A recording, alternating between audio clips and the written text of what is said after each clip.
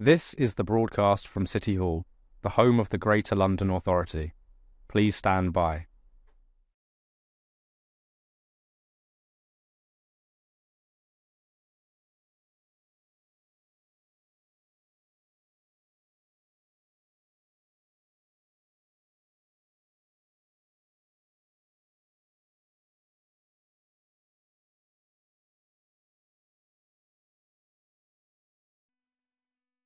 This is the broadcast from City Hall, the home of the Greater London Authority. Please stand by.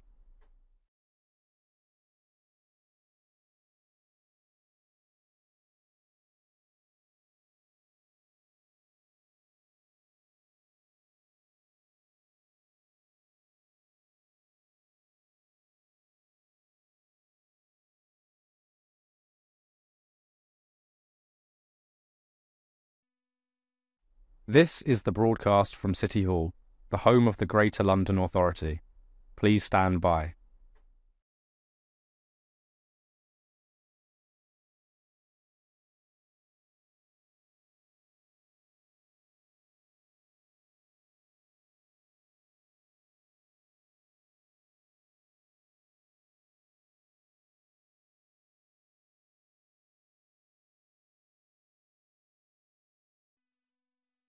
This is the broadcast from City Hall, the home of the Greater London Authority.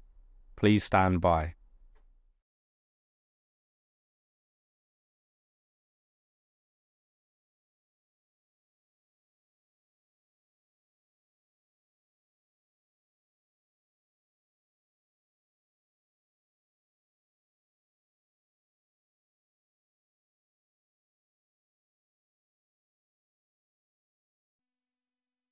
This is the broadcast from City Hall, the home of the Greater London Authority. Please stand by.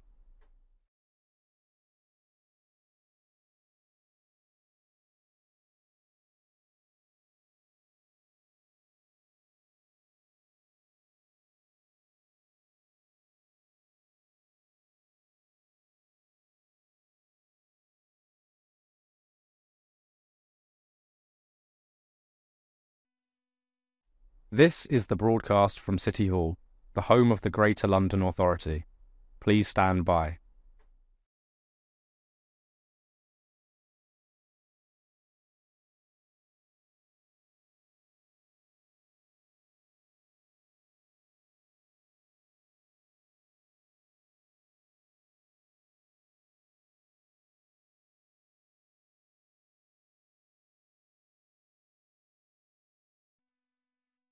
This is the broadcast from City Hall, the home of the Greater London Authority.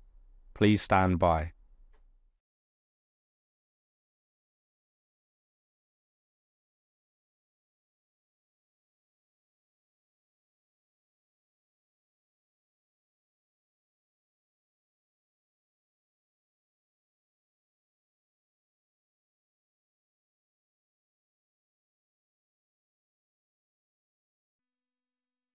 This is the broadcast from City Hall, the home of the Greater London Authority.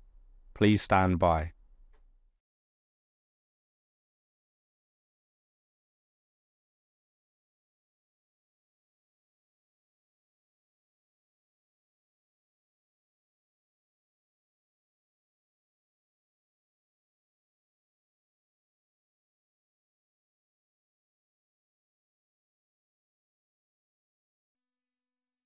This is the broadcast from City Hall, the home of the Greater London Authority. Please stand by.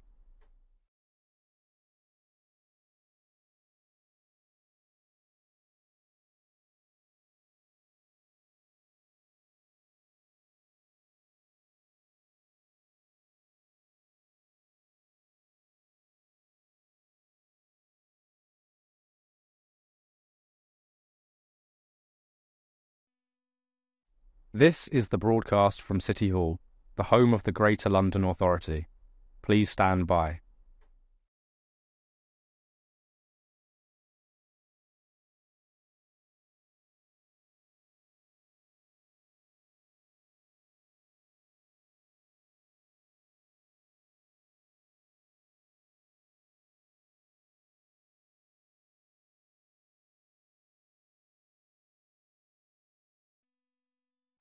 This is the broadcast from City Hall, the home of the Greater London Authority.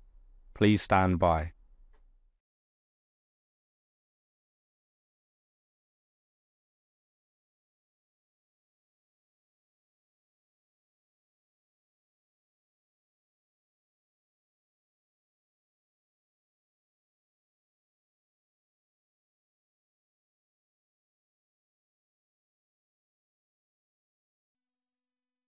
This is the broadcast from City Hall, the home of the Greater London Authority.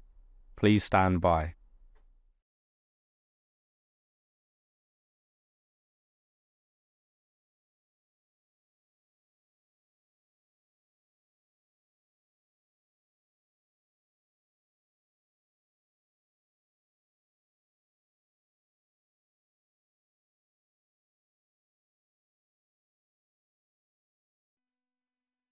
This is the broadcast from City Hall, the home of the Greater London Authority. Please stand by.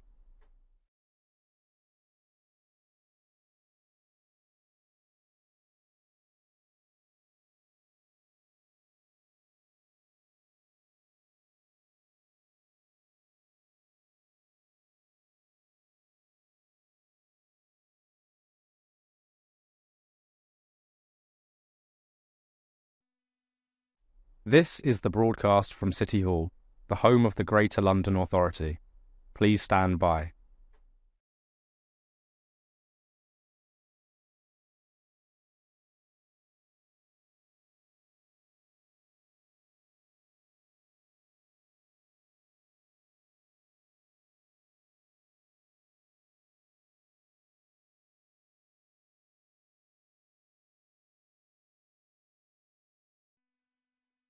This is the broadcast from City Hall, the home of the Greater London Authority. Please stand by.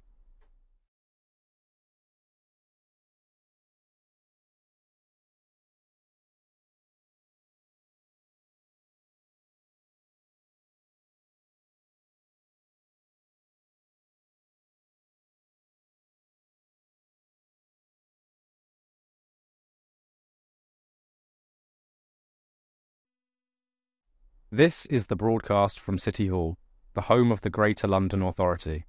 Please stand by.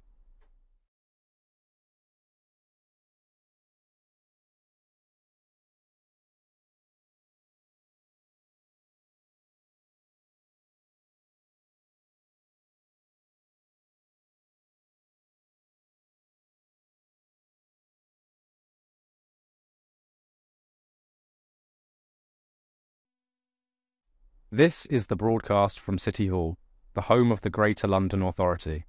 Please stand by.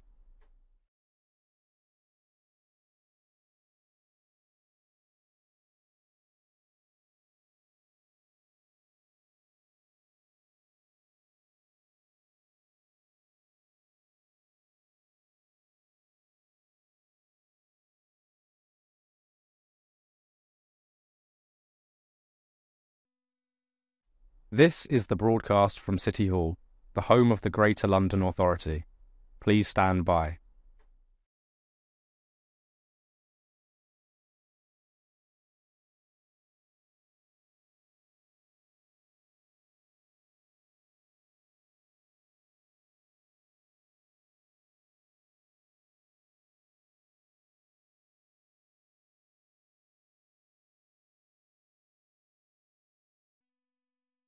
This is the broadcast from City Hall, the home of the Greater London Authority. Please stand by.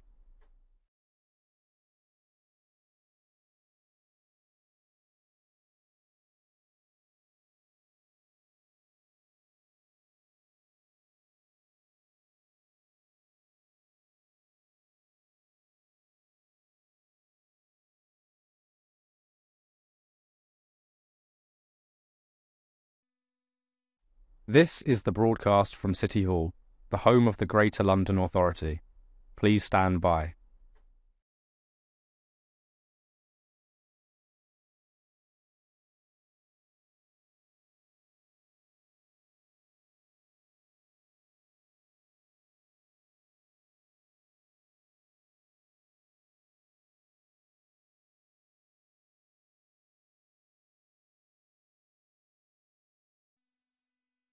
This is the broadcast from City Hall, the home of the Greater London Authority. Please stand by.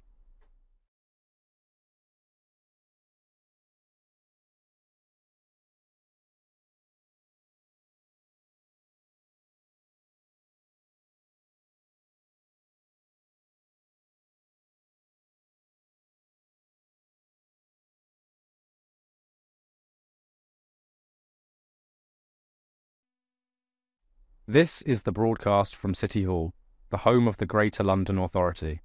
Please stand by.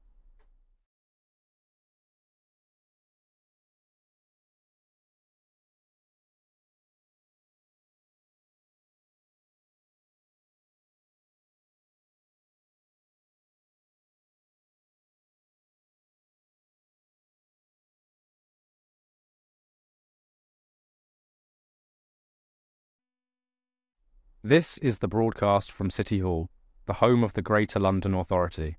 Please stand by.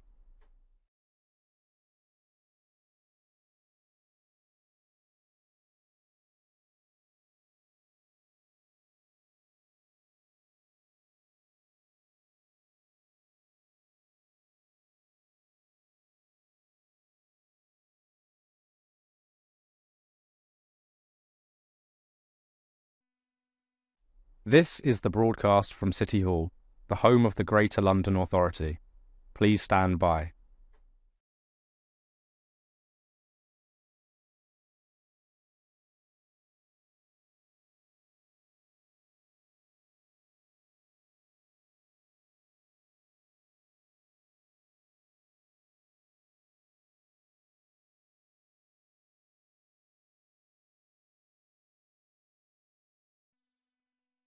This is the broadcast from City Hall, the home of the Greater London Authority. Please stand by.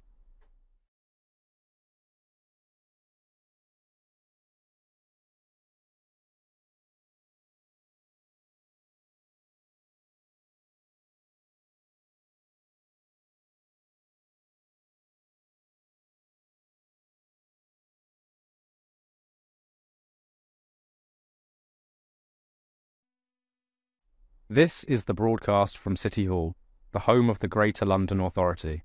Please stand by.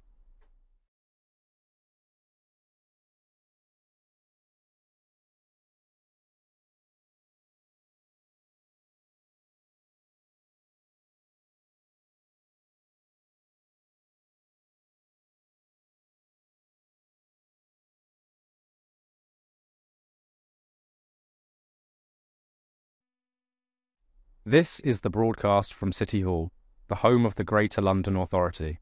Please stand by.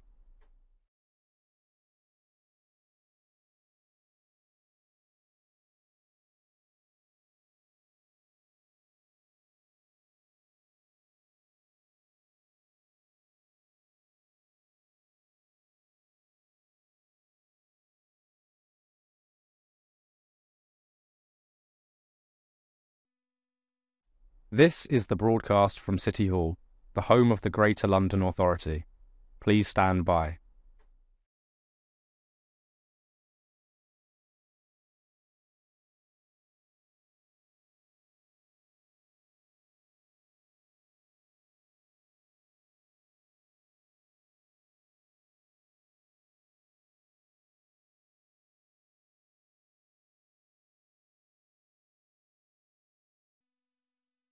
This is the broadcast from City Hall, the home of the Greater London Authority. Please stand by.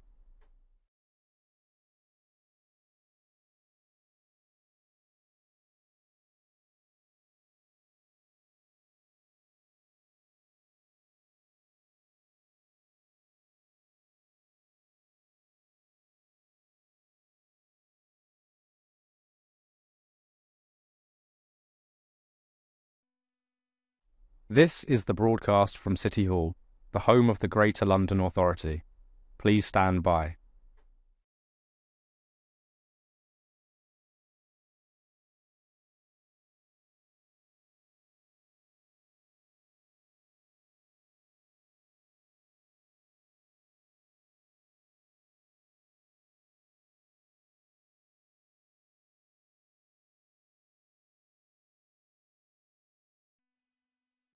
This is the broadcast from City Hall, the home of the Greater London Authority. Please stand by.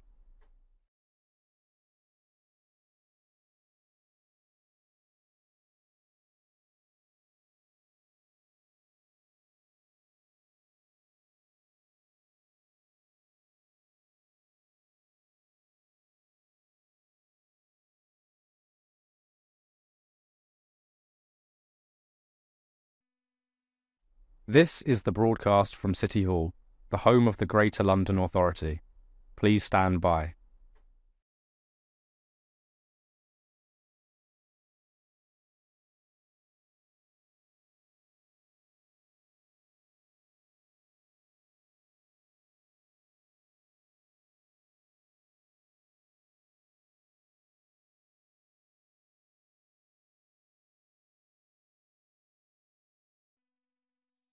This is the broadcast from City Hall, the home of the Greater London Authority.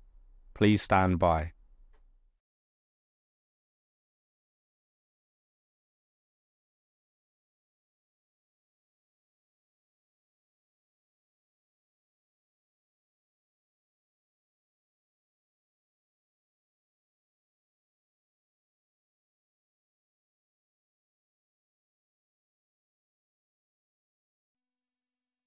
This is the broadcast from City Hall, the home of the Greater London Authority. Please stand by.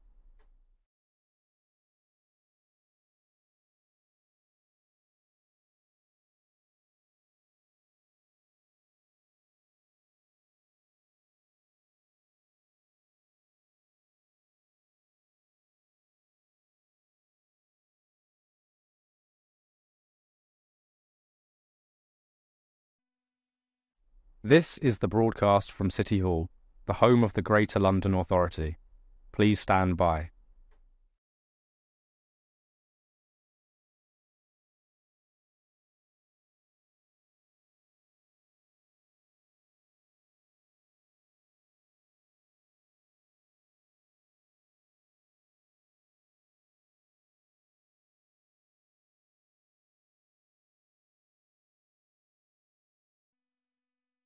This is the broadcast from City Hall, the home of the Greater London Authority. Please stand by.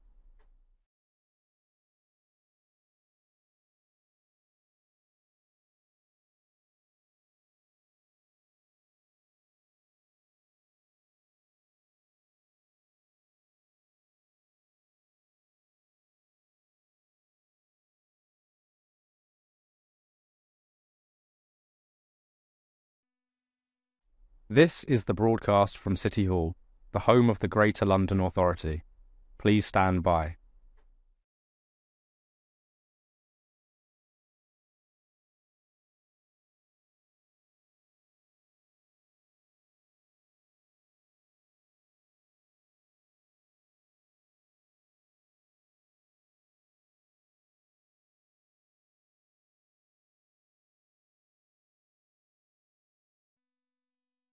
This is the broadcast from City Hall, the home of the Greater London Authority.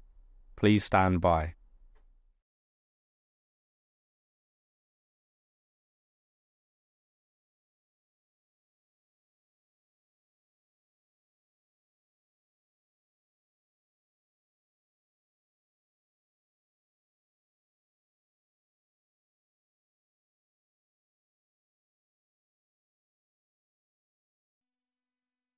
This is the broadcast from City Hall, the home of the Greater London Authority.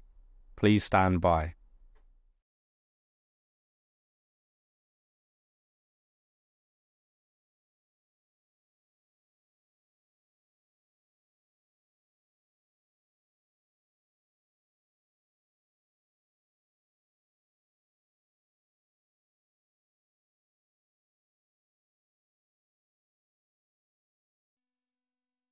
This is the broadcast from City Hall, the home of the Greater London Authority. Please stand by.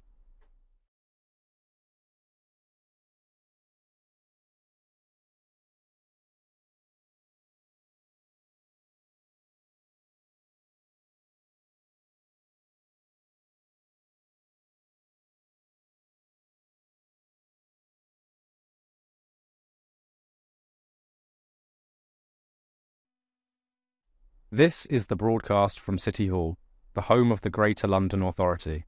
Please stand by.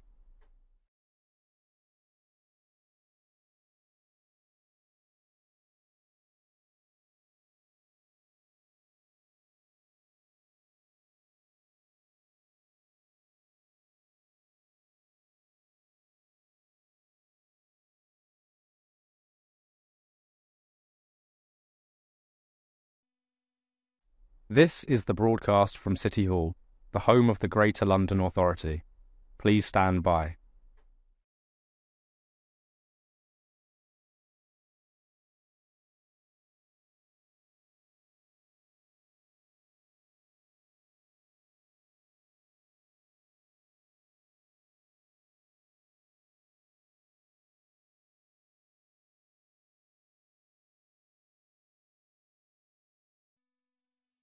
This is the broadcast from City Hall, the home of the Greater London Authority. Please stand by.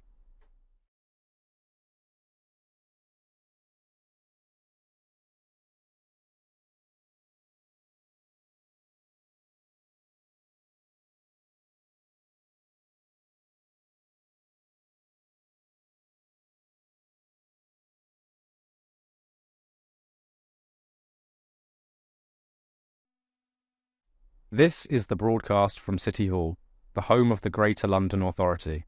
Please stand by.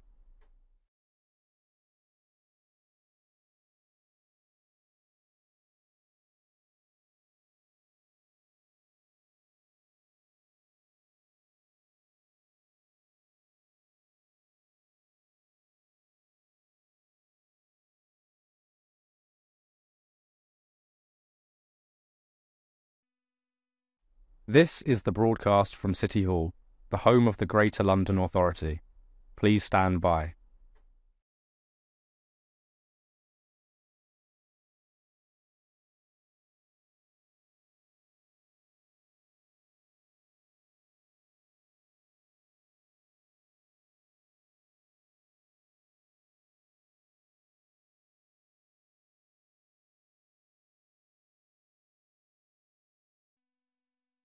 This is the broadcast from City Hall, the home of the Greater London Authority.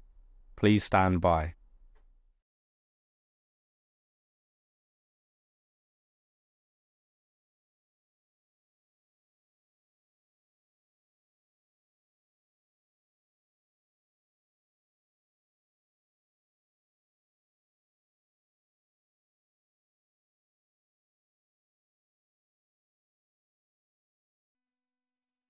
This is the broadcast from City Hall, the home of the Greater London Authority. Please stand by.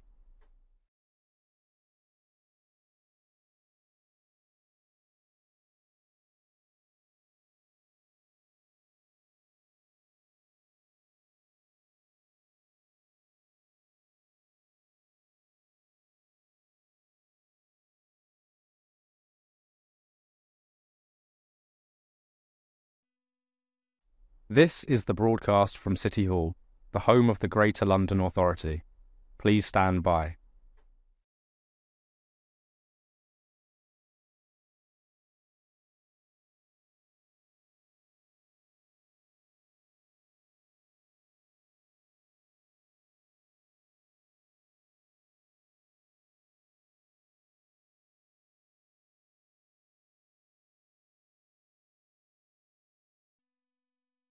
This is the broadcast from City Hall, the home of the Greater London Authority. Please stand by.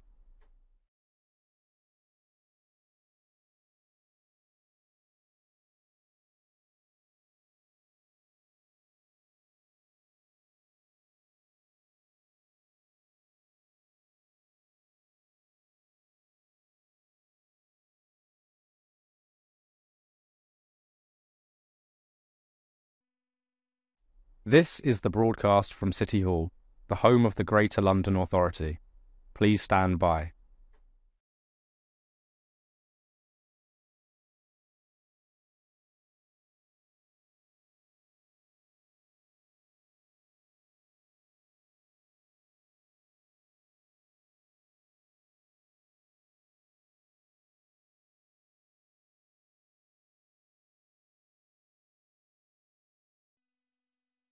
This is the broadcast from City Hall, the home of the Greater London Authority.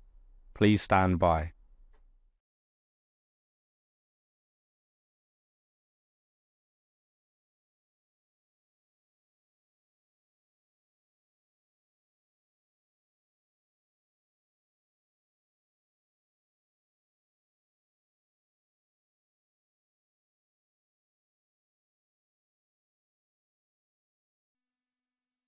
This is the broadcast from City Hall, the home of the Greater London Authority.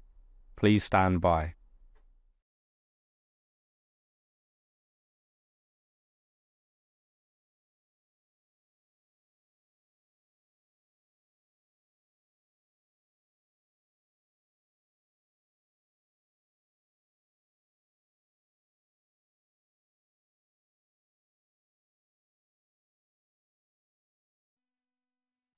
This is the broadcast from City Hall, the home of the Greater London Authority.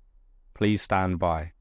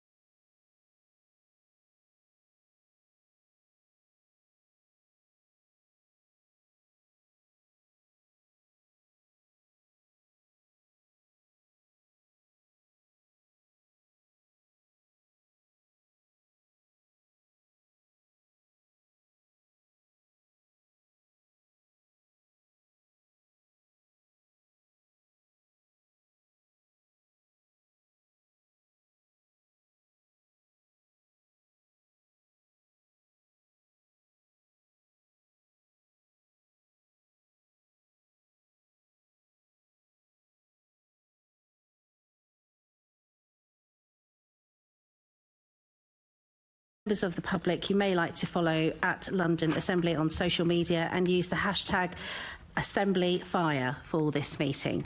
Can I ask our clerk, Diane Richards, to confirm any apologies for today's meeting? Thank you, Chair. No apologies for absence have been received. Thank you. And can we note the list of offices held by Assembly members? Thank you. Can I also ask members if they have any disclosable pecuniary interests in specific items listed on the agenda? Thank you. Can we confirm the minutes of the meeting held on the 24th of October 2024? Thank you. Can we note the completed outstanding actions arising from previous meetings of the committee and the additional correspondence sent? Thank you. Can we note the action taken by me as Chair under the delegated authority in consultation with party group leaders, namely to agree the committee's letter to the Mayor of London on the Grenfell Tower inquiry, Part 2 recommendations? Thank you. We can now move on to our main item. This is the second part of our investigation into the culture of the London Fire Brigade. And can I welcome our guest to the first part of the discussion, Martin Ford KC, Independent Chair of the LFB Advisory Panel. Thank you, Martin, for joining us today. You're with us for this first hour to discuss the culture of the London Fire Brigade and the progress since your appointment and you've spoken to us in the last Fire Committee in December 2023. You've been working with the London Fire Brigade on their progress in changing its culture. Could you give us your roundabout assessment so far on how things have been progressing? Yes, is that working? Good. Well, first of all, thank you for inviting me. How's it been working? Well, very impressed by my panel, and some of you I've met actually, and you've observed yourself. I'm very grateful for the input of the GLA. I mean, it's clearly very important work to get right.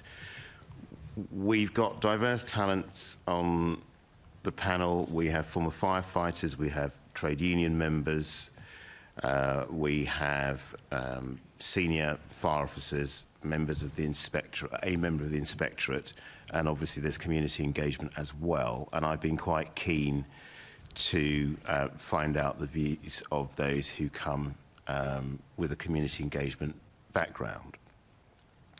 We've also had obviously the publication of the latest part of the Grenfell Fire report, which we've looked at. We were very pleased to see that the recommendations had been implemented even before the report was published, because clearly they were draft recommendations.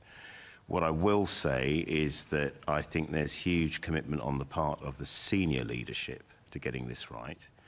What's difficult to discern is how enthusiastically the values are being embraced at probably middle management level, and certainly my interactions with firefighters. I've been to a number of fire stations, and I'm hoping still to go with Susan, who's got obviously a lot of knowledge about the fire brigade, for a visit, because I think she said she went to every single one, which I don't think I'm going to have time to do, but I've been very much concentrating on central London, and I think I need to get out into the other parts of London, North and East London. I've had quite a lot of direct approaches from firefighters with various concerns.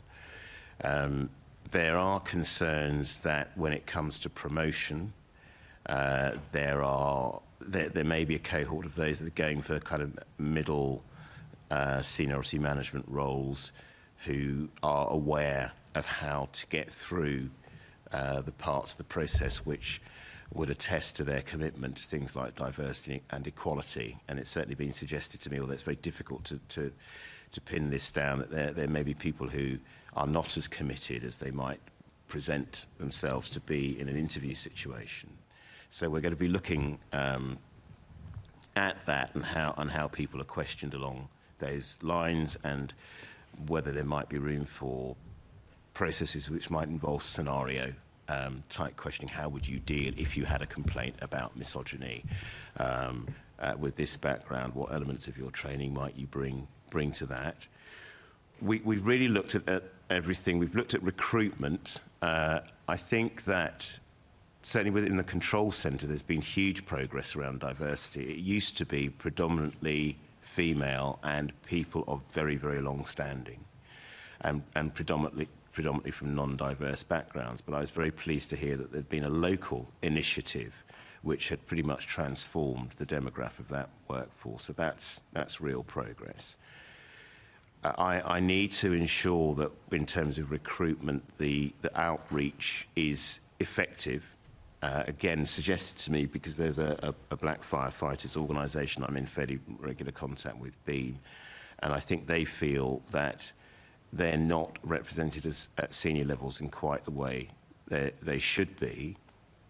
There's also a bit of awareness, I think, to apply for promotion.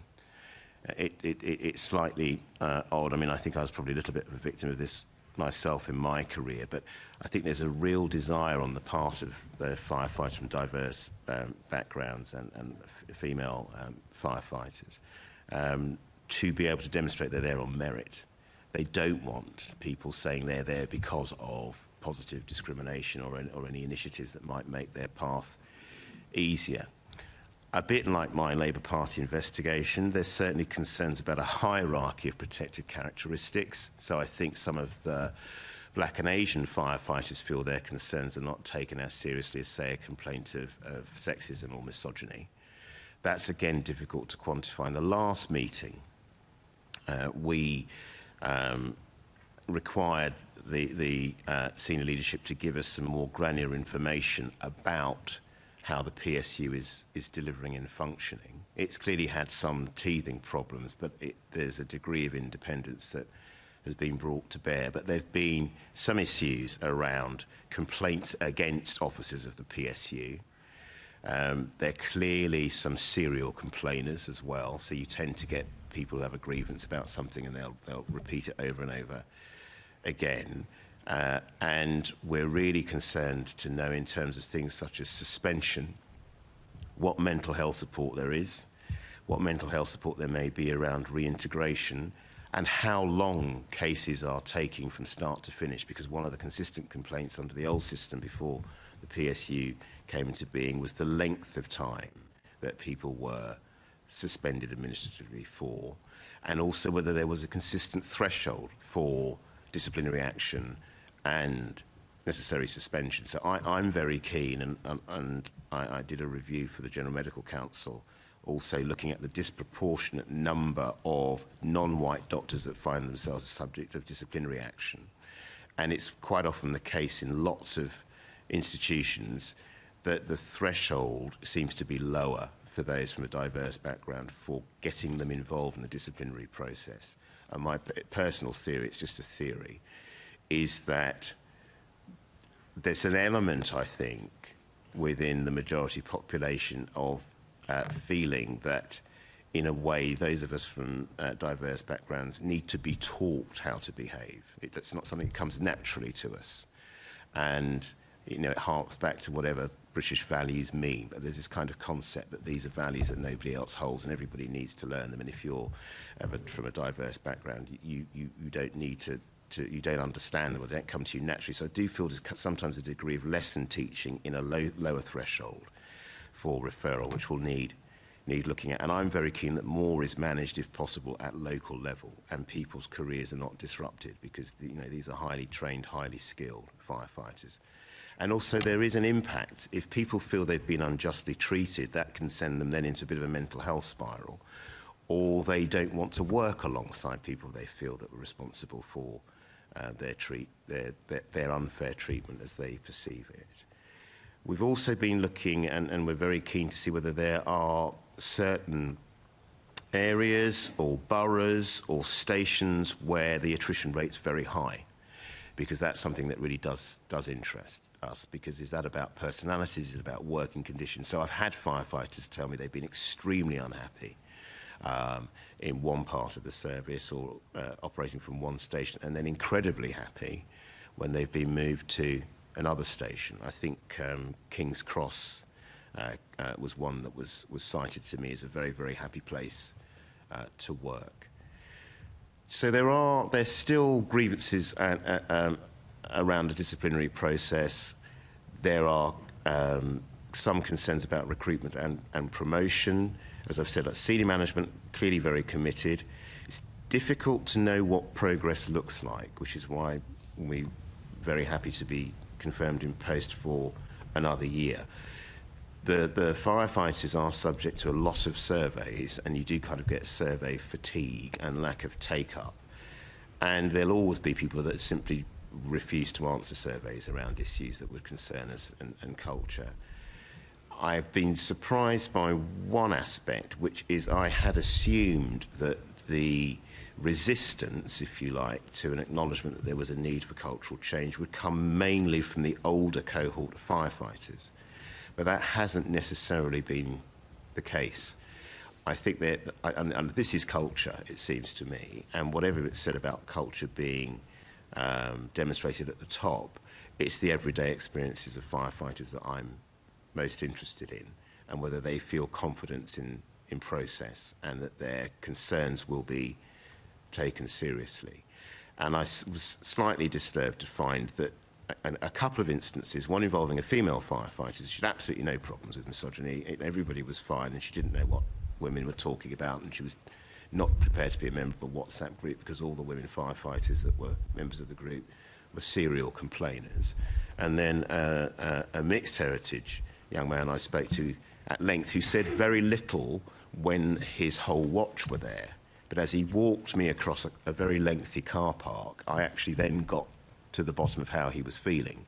And he was slightly concerned about promotion prospects. But equally, he felt that some of his diverse colleagues had applied for promotion too early and was somewhat letting the side down because they in a sense, played the race card to their advantage. So it's not simple, really, to get a handle on this, because I came away from that conversation wondering whether he felt, as he was in a minority on his watch, that he had to express some slightly anti-progressive views in order to survive in that environment. And I'm afraid we didn't quite have long enough to get to the bottom of that.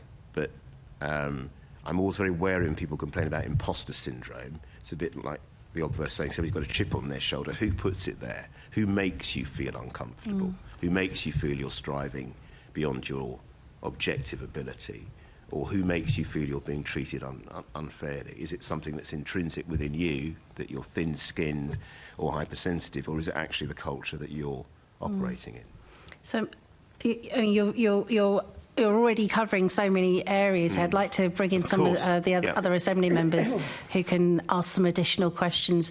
Assembly Member Hall, you're coming up next. Thank you. Can I pick up on a couple of things that you've said? First of all, you've been to the inner London stations, not the outer. Yes. One thing I absolutely found, that you generally got a better atmosphere in the very busy stations. Some of the stations that are on the periphery of London that are very quiet, it's almost as if firefighters would sit in the mess and just, as we all would, you don't have to be a firefighter, but put a whole load of people together, and if they start to find something wrong, it'll go over and over and over. Whereas the inner London stations, there are always shouts going on, so you know, they're concentrating on work far more than what may or may not be right with the world. Yes. And so I think inner and outer London are completely different. So I would love to go to some of the outer that will happen, definitely. London with you. The other thing you said is that you think that the firefighters, some of them need to be taught how to behave. And that is something, actually, I spoke to the Commissioner about half an hour ago.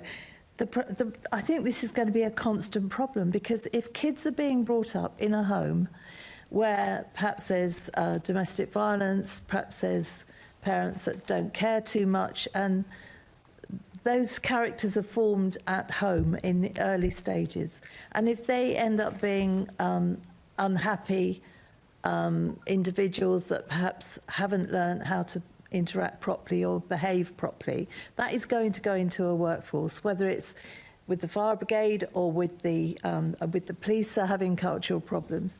On the way into work on the radio, there was a woman who said she worked in a hospital, and there were that she was constantly braided with sexist comments, etc. So I don't think this is unique to the fire brigade not at or all. to the police No. or anywhere else. I think it's a problem in society where we shouldn't take things at a level because it's wrong. But when kids are being brought up in varying stages where they aren't being nurtured and taught to understand how to behave, it's going to be a problem forever. Do you... I think that, but I also feel that the watch culture is very strong.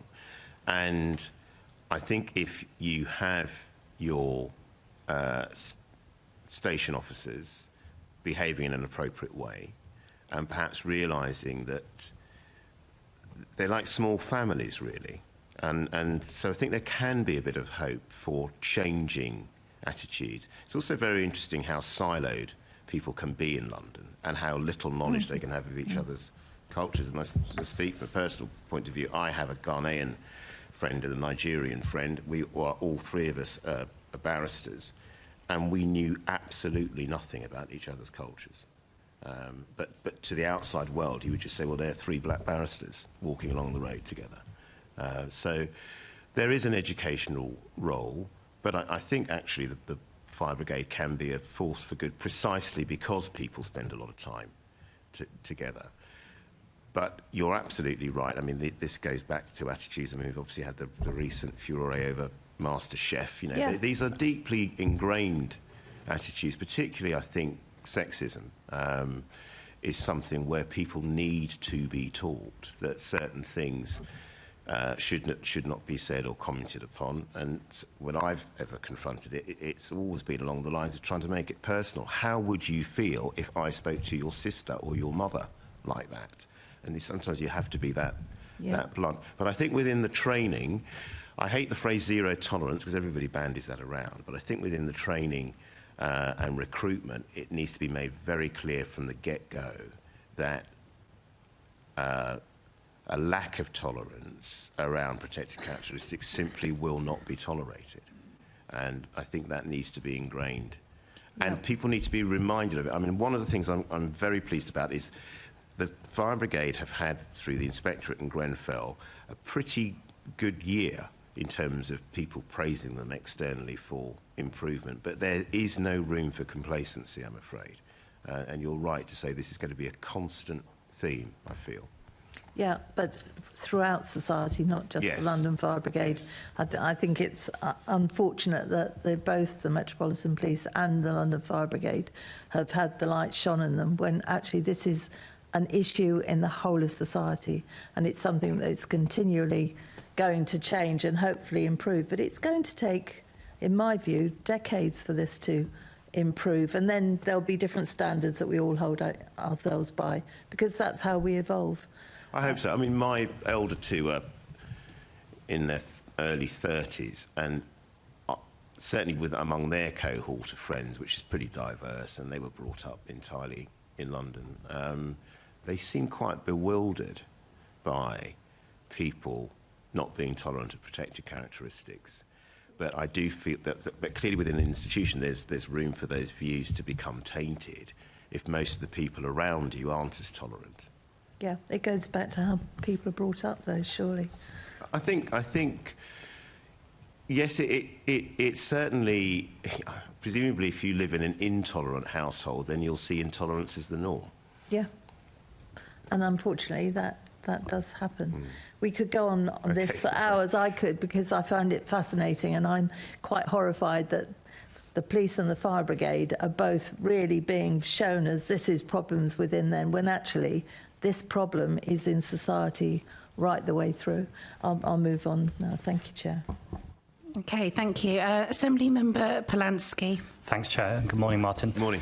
I just want to explore a few of the things you've said. Now, I'm aware that you're not here for me to scrutinise you in that sense, but there were a couple of things where you thought, I was like, oh, I'm not sure about this. So this is all with the caveat that I've spoken to a lot of firefighters recently, many of whom I think would be described potentially by this frame as serial complainers. Yes. Now, I imagine you've probably spoken to a lot more firefighters than I have, but the group that have come to me have largely been self-selecting because they've seen me asking questions on this committee. And when you said serial complainers, I was thinking from the conversations I've had with them, particularly with the people of colour, I imagine their argument would be if you are institutionally racist as an organisation and the structural issues are there that are already unequal. Yes. And you complain, and then your complaint is not dealt with appropriately because of the structural issues, then what options do you have other than to be a serial complainer if the issue is structural?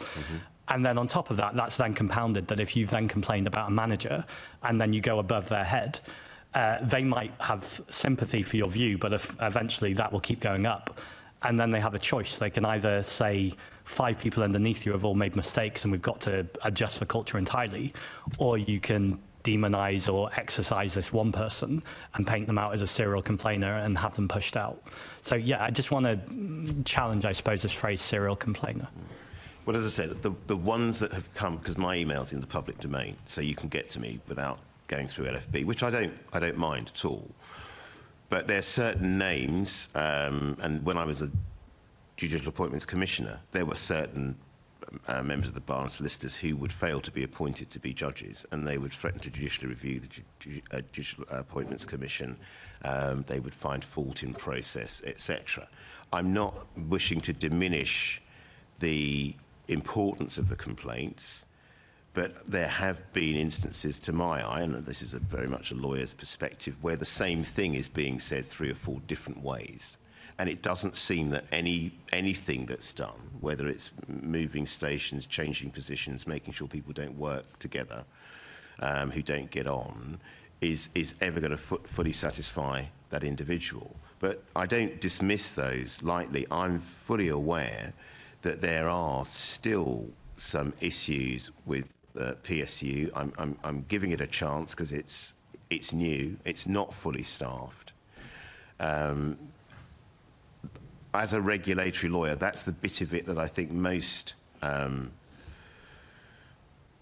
interests me, in the sense that I think if you've got to have a disciplinary process which is transparent and fair and accepted as such by firefighters, if they don't trust the process, and I think this is what you're really getting to, if you feel that your complaints are not taken seriously, or if you feel that a complaint made against you has resulted in more serious action than if it had been made against somebody else, or if you feel the threshold for referring you or taking out a grievance against you or making a complaint against you is lower because you have a protected characteristic than somebody who doesn't, then that's a serious problem. And I'm pretty confident, particularly from what came out of our very last meeting, that everybody on the panel is going to hold LFB's feet to the fire on that, because that is one area where I ought to be able to come back and say to you, the average time length of suspension was this, we've cut it by 50%, or the number of complaints, the time it takes from a complaint to be made to its resolution has also been shortened.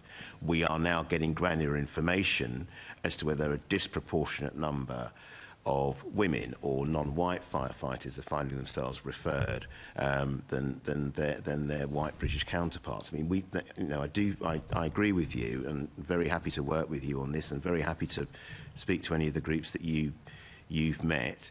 That absolutely central, it seems to me, to our work is to help the fire brigade come up with a fair, transparent, and consistent disciplinary process, because that's something that certainly the doctors I represent complain about. They'll say GPs get struck off when consultants don't, because the consultants can call their medical director, their clinical director, say they're wonderful surgeons, whereas the GP, the attitude may be, well, they get another GP, or the other GPs in the practice will just have to take on their patients. So they sometimes feel they're seen as more dispensable, and I think I think you're right to query that. That's really clear. Something else you said earlier on was that the PSU had a degree of independence, which I'd agree with, but within that degree then there's a degree of absolutely not being independent. Mm-hmm. Isn't that incommensurate, essentially, with people wanting to have trust in the process? That if you're complaining about the process but then you feel like it's not fully independent, then there's an issue there? I mean, it depends. I certainly don't think that LFB should be able to mark their own homework, and it seems to me that ultimately there needs to be, whether it's through an appellate process or any other process, a pretty high degree of independence. One of the issues with, well, two issues I'd say with something that's wholly independent is that I feel that within process you do need to have somebody who knows what the day-to-day work of a firefighter is and what the standards are. So I wouldn't know that because I'm not a firefighter. So if you said KCs decide all disciplinary actions in LFB, then there might be something technical that I don't understand. So I think you do need some input. The other problem with full independence is the expense. And when I did the Labour Party report, I didn't want the National Executive Committee anywhere near the disciplinary process, but they guarded that very jealously. And I wanted full independence, whereas they were selecting a panel of lawyers. And sometimes when you look at the lawyers that are selected by institutions, they already come with a view of that institution. So I, for instance, would have thought that if you've got independent lawyers, you probably wouldn't want, if it was a political party, a party member, for instance. But the parties do like to recruit people who are also supporters for roles that I don't think are independent enough. So you're absolutely right. I think the more independence, and it's an independence balance against cost that's brought to the PSU and its decision making, the better. I think that the recruitment of people into the PSU needs to be fair and transparent, and I would certainly argue against having people. You're going to need some people in the PSU who understand the day-to-day life of a firefighter, but certainly the LFP will need to be scrupulous that there's no personal connection between any decision makers. This is something that's come up within PSU, and either the complainant or the person being complained of. And you need proper Chinese walls. If you've got a social relationship with somebody who's in the frame, as it were, then the complainant needs to know you're not going to treat them more leniently because you've been on holiday with them. It's that sort of thing that it seems to me that just simply can't happen. Absolutely. In the Labour Party report, the Ford report, obviously, you talk about not having factional allegiances, and this isn't a party political point. As a deputy leader of a national party, I'm aware that every political party has problems with its disciplinary process. But again, it feels that I understand the point about that someone has to understand the day-to-day process, but if there's someone who understands the day-to-day process enough that the senior leadership of the London Fire Brigade goes, they're good enough to go on the Professional Standards Union. Yes. Could that not be argued that's already a factional allegiance because they have gained enough notoriety, or notoriety is the wrong word, enough prestige to go, you're good enough or you are trusted enough to represent us on this board, that is already demonstrating an allegiance to the leadership?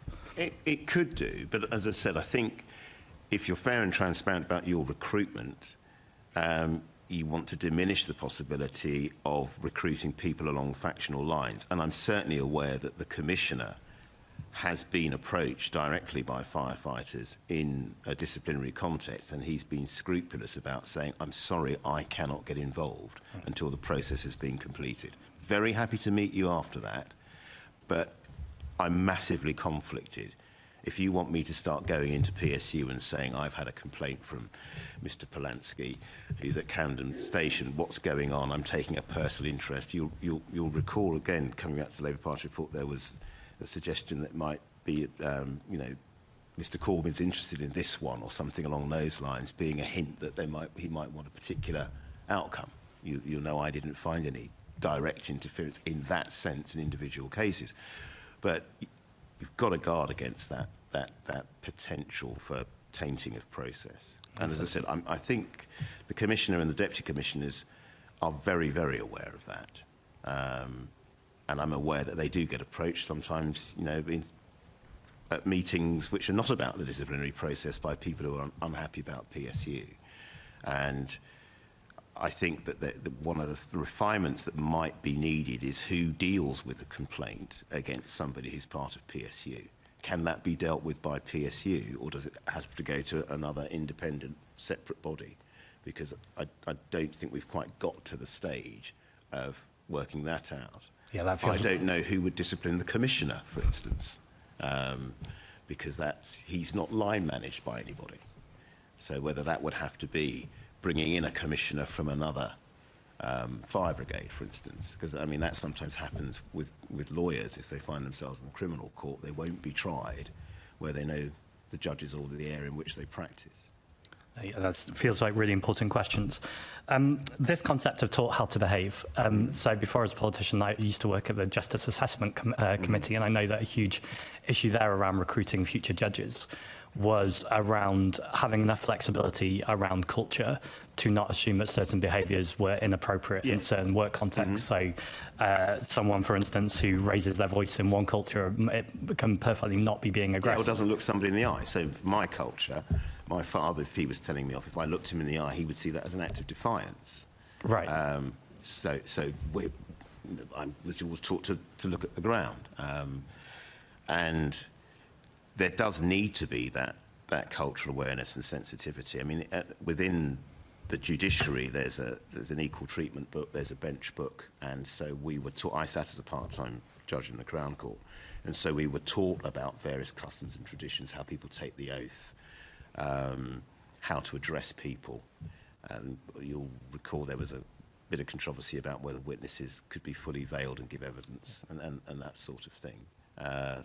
So again, I'll be looking to see if there is anything written in terms of procedures and protocols for any panellist, it seems to me as well, that's sitting in judgment of a firefighter in a disciplinary context needs also to be culturally aware, it seems to me. Brilliant. So when we say teaching people how to behave, that's teaching people how to behave if they're coming with inappropriate behaviours. So that's nothing to do with culture. That's misogyny, sexism, racism, etc.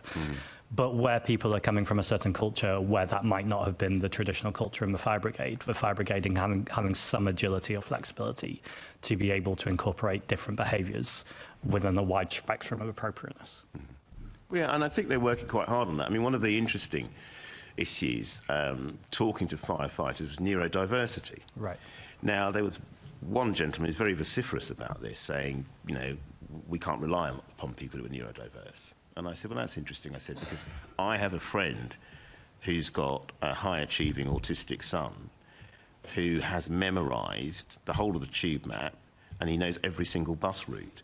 That's the person I'd want on ropes. That's the person I'd want on safety equipment. So it's adjusting that attitude. And I did feel he backed down when I said to him I felt it was more our lack of understanding of neurodiversity, that we were on catch-up, not the neurodiverse person. And we ended up, I felt, having a pretty balanced conversation about it. I said, so, you know, you've got to work to people's strengths.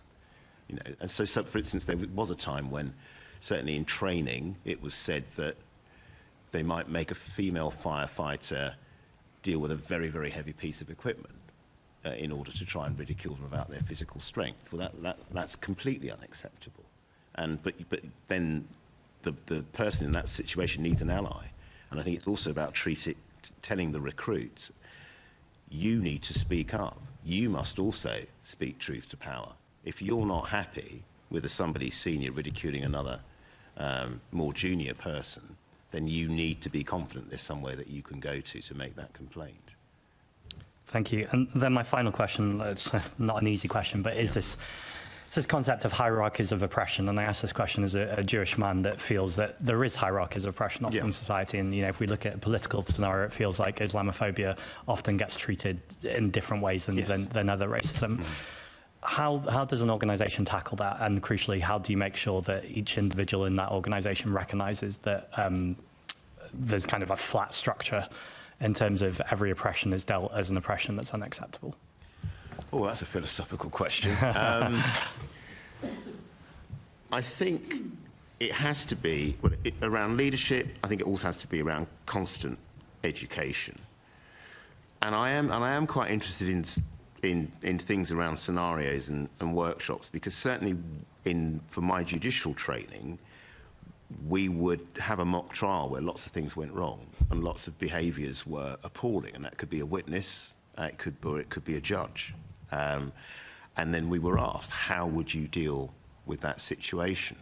And I think there is room, and definitely in the training process, to emphasise over and over again that what the fire brigade are trying to achieve is an environment where people are looking forward to going to work and feel that they're in a supported environment.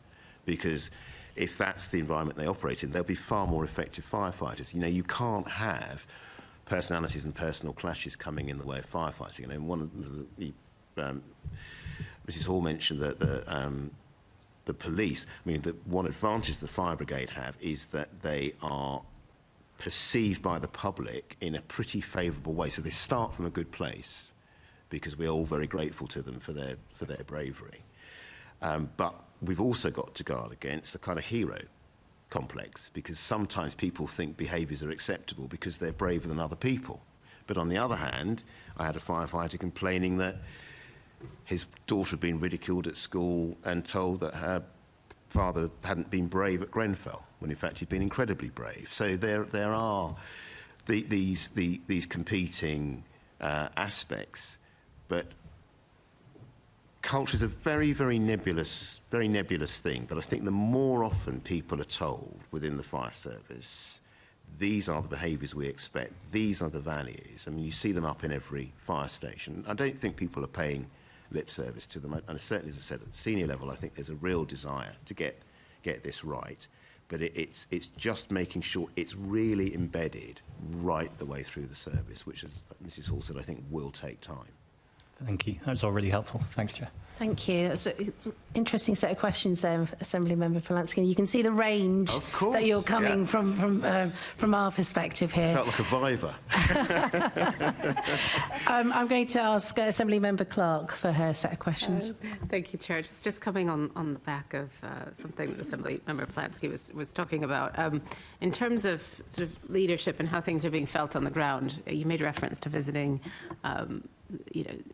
stations across London, and I'd always be very, very happy for you to visit some with me in Barnet, because I'm always out and about and walking around with the local commissioner. But I just wonder, if, in your conversations with firefighters, do you feel that there's been any feedback on culture change and how that's being felt, but also have you picked up on any recommendations for further improvement at that level? In conversation with firefighters, there's been a range of opinion. There are some that think there's nothing wrong and it's all sort of woke nonsense. And everybody kind of needs to sort of man up and get on with things. And they just want to keep their lives very simple. They want to come to work, do their job and go. They're really not interested in the kind of philosophical discussions around this. There are some who live outside of central London, so they don't really live, when they're at home, in a very multicultural environment, and maybe appear not to be interested. And I did have a conversation with one station about who socialised with whom, and I was explaining that if you have within a watch a cohort who are very similar, who are there discussing going on holiday together or going to the pub at the end of their shift, and they always exclude the women in the group or the non-drinking Muslims in the group, that could be seen as bullying, fire exclusion, and they look quite horrified, because I don't think that was ever their intention, but they never realised the impact that it might have. So I think people are thinking about it quite carefully. And then, of course, at the other end of the spectrum, you will get a very, very impressive young woman who was the only woman on her watch, and it was absolutely clear to me that she had the respect of her colleagues and her peers, and she simply would not have tolerated any misogyny. And she'd gone into battle to make sure that she had better showering facilities and that the ladies' facilities were upgraded, but she was also very good at what she did and was a very, very clear thinker. I think that there's a very effective female firefighter who I think's got a TikTok channel who's doing wonders. Again, and that also helps in terms of recruitment. I think there are lots of young people. I did a speech day last week in Camberwell, really impressive young people, and I thought, well, have you actually thought about the fire service since somebody came into your primary school, or you climbed all over a tender age 6. So I think there is a job of work to be done in that kind of 14 to 16 age group, where maybe certain cultures don't really understand the job. So I met a very, very impressive firefighter of Nigerian heritage. I'd say he's in his late 30s, early 40s. And he said that initially his mother had been rather dismissive of his job, because I think, like a lot of children like myself of migrant heritage, your parents want a doctor, lawyer, an accountant, maybe a civil engineer at a push.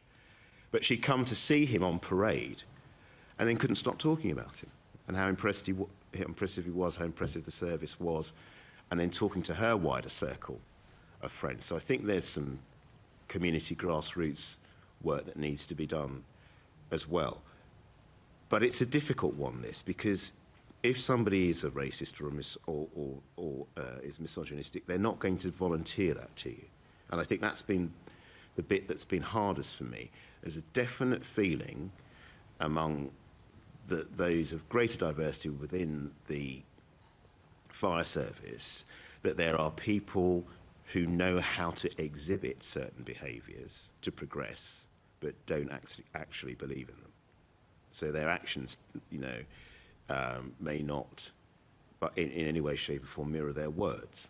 So they know how to get through an evidence-based discussion on race, or an evidence-based discussion or an interview around protected characteristics. It was even suggested to me that they help each other. So one will do an interview and then they'll have a WhatsApp group and say they'll be asking you about X, Y, and Z. So again, that may mean that in terms of questioning around promotion, you need more than one model set of questions and answers. May need to be a bit more sophistication around that. But as I've said, the fire service are in good shape because they have the goodwill of the public. I think they are admired. And one thing that certainly I'm very pleased to report is that I haven't come across a single instance where anybody has reported to me, whether it be a member of the public or somebody within LFB, where they have felt that an attitude, a wrongly held attitude, has impacted upon delivery of firefighting, because that would really disturb me. And a lot of work's been done, particularly with the Grenfell community, around that, because I think there was a feeling shortly afterwards that maybe less care had been taken because of the demographic of that high-rise.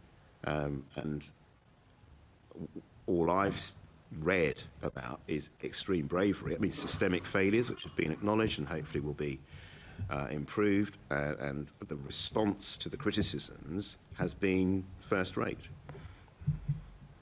Thank you for that. And I'm now back to my the question I was meant to ask, actually. Sorry about that. And how has the advisory panel been involved with the rollout of new policies connected to culture change in the LFB?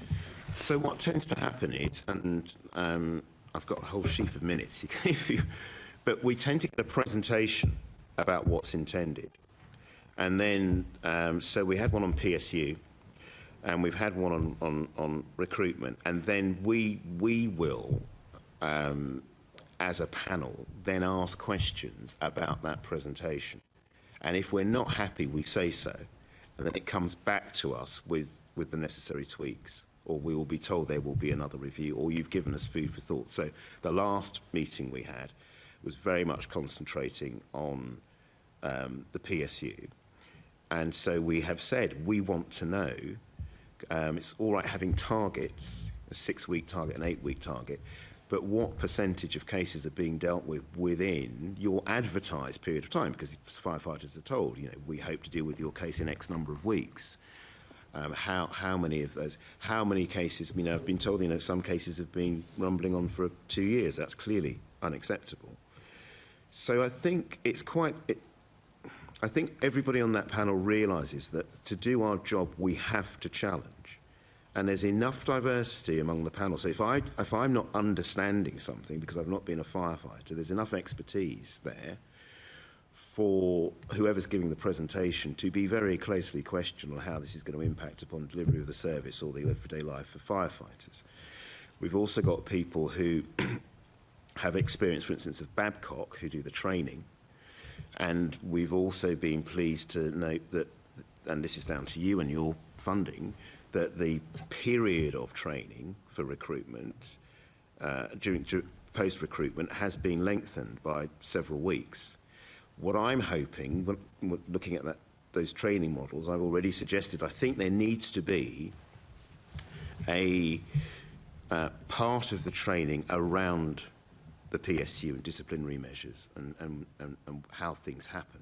And the reason I say that is, and this is true of my own legal practice, is most people, so the Bar Standards Board publish our barrister standards. It no longer comes as hard copy, it's now online. When it came as hard copy, I suspect more barristers used it as a draft excluder than ever read it. And people never bother to look at disciplinary processes until they're in them. And I'm very keen that it's demystified. Now, the dentists ensure that every trainee dentist comes and spends at least half a day watching a disciplinary hearing. I mean, it probably puts the fear of God into them, but at least they know what to expect. Now, there are issues around privacy and disciplinary hearings, I'm aware within, but I think having a demonstration of a mock hearing, for instance, within training, and then explaining, or maybe even saying to them, what would you do with this person who says this was banter? Would you suspend them? Would you demote them?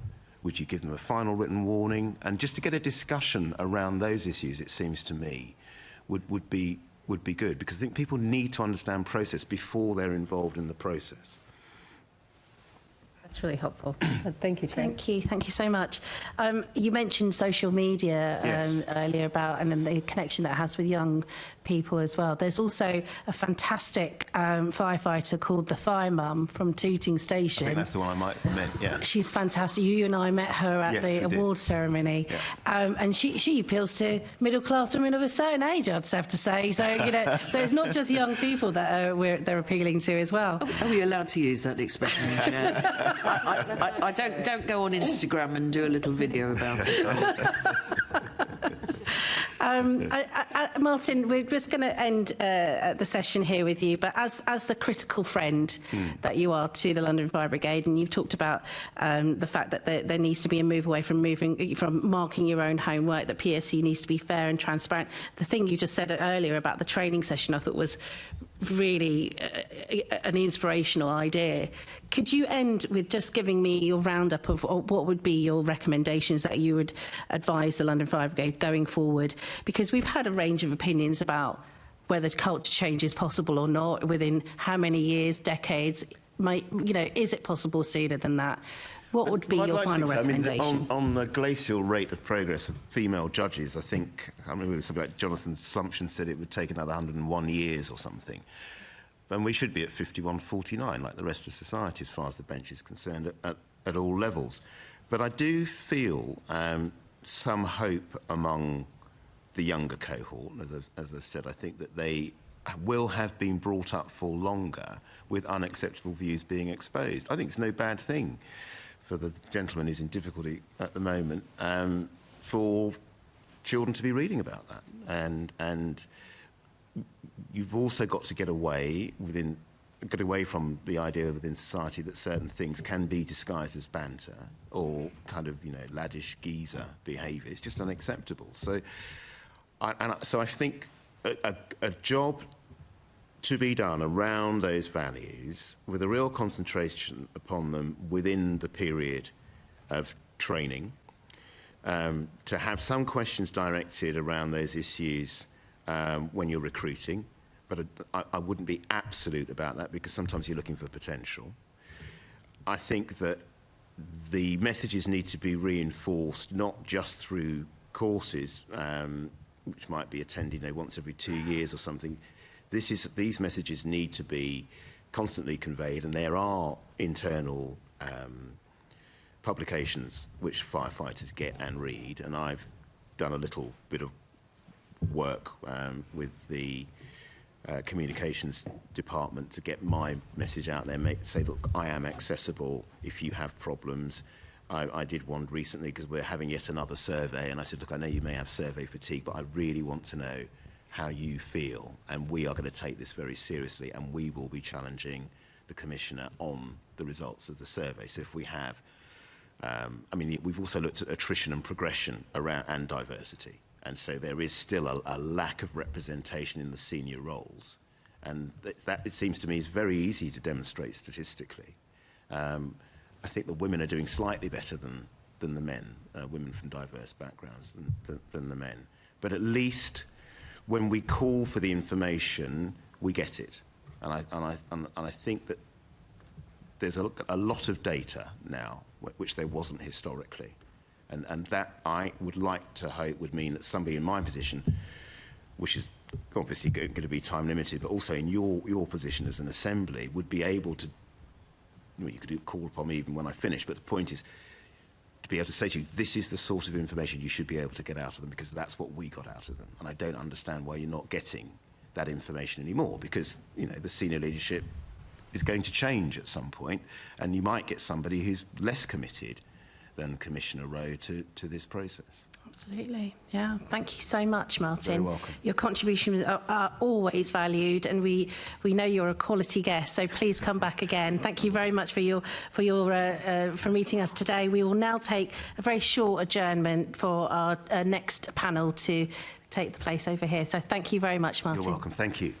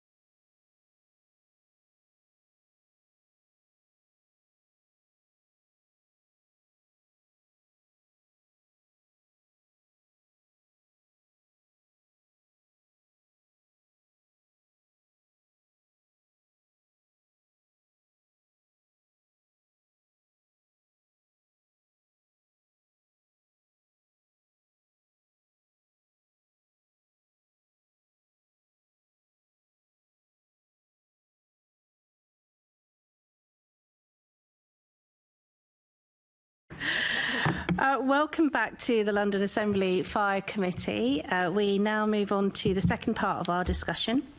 And I'd like to welcome our guests from the London Fire Brigade. Thank you for coming along early, as usual. Thank you so much.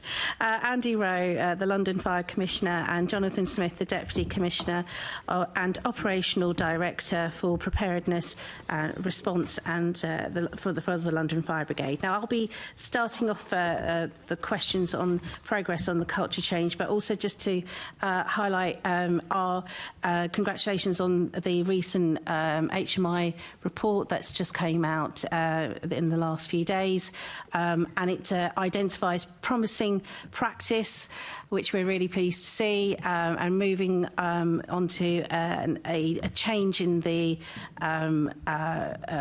in terms of your position in your report, and to adequate, moving on from your previous report from last year. So it's really good news, but we are here to talk about improvement and areas of improvement, and how we can support you going forward.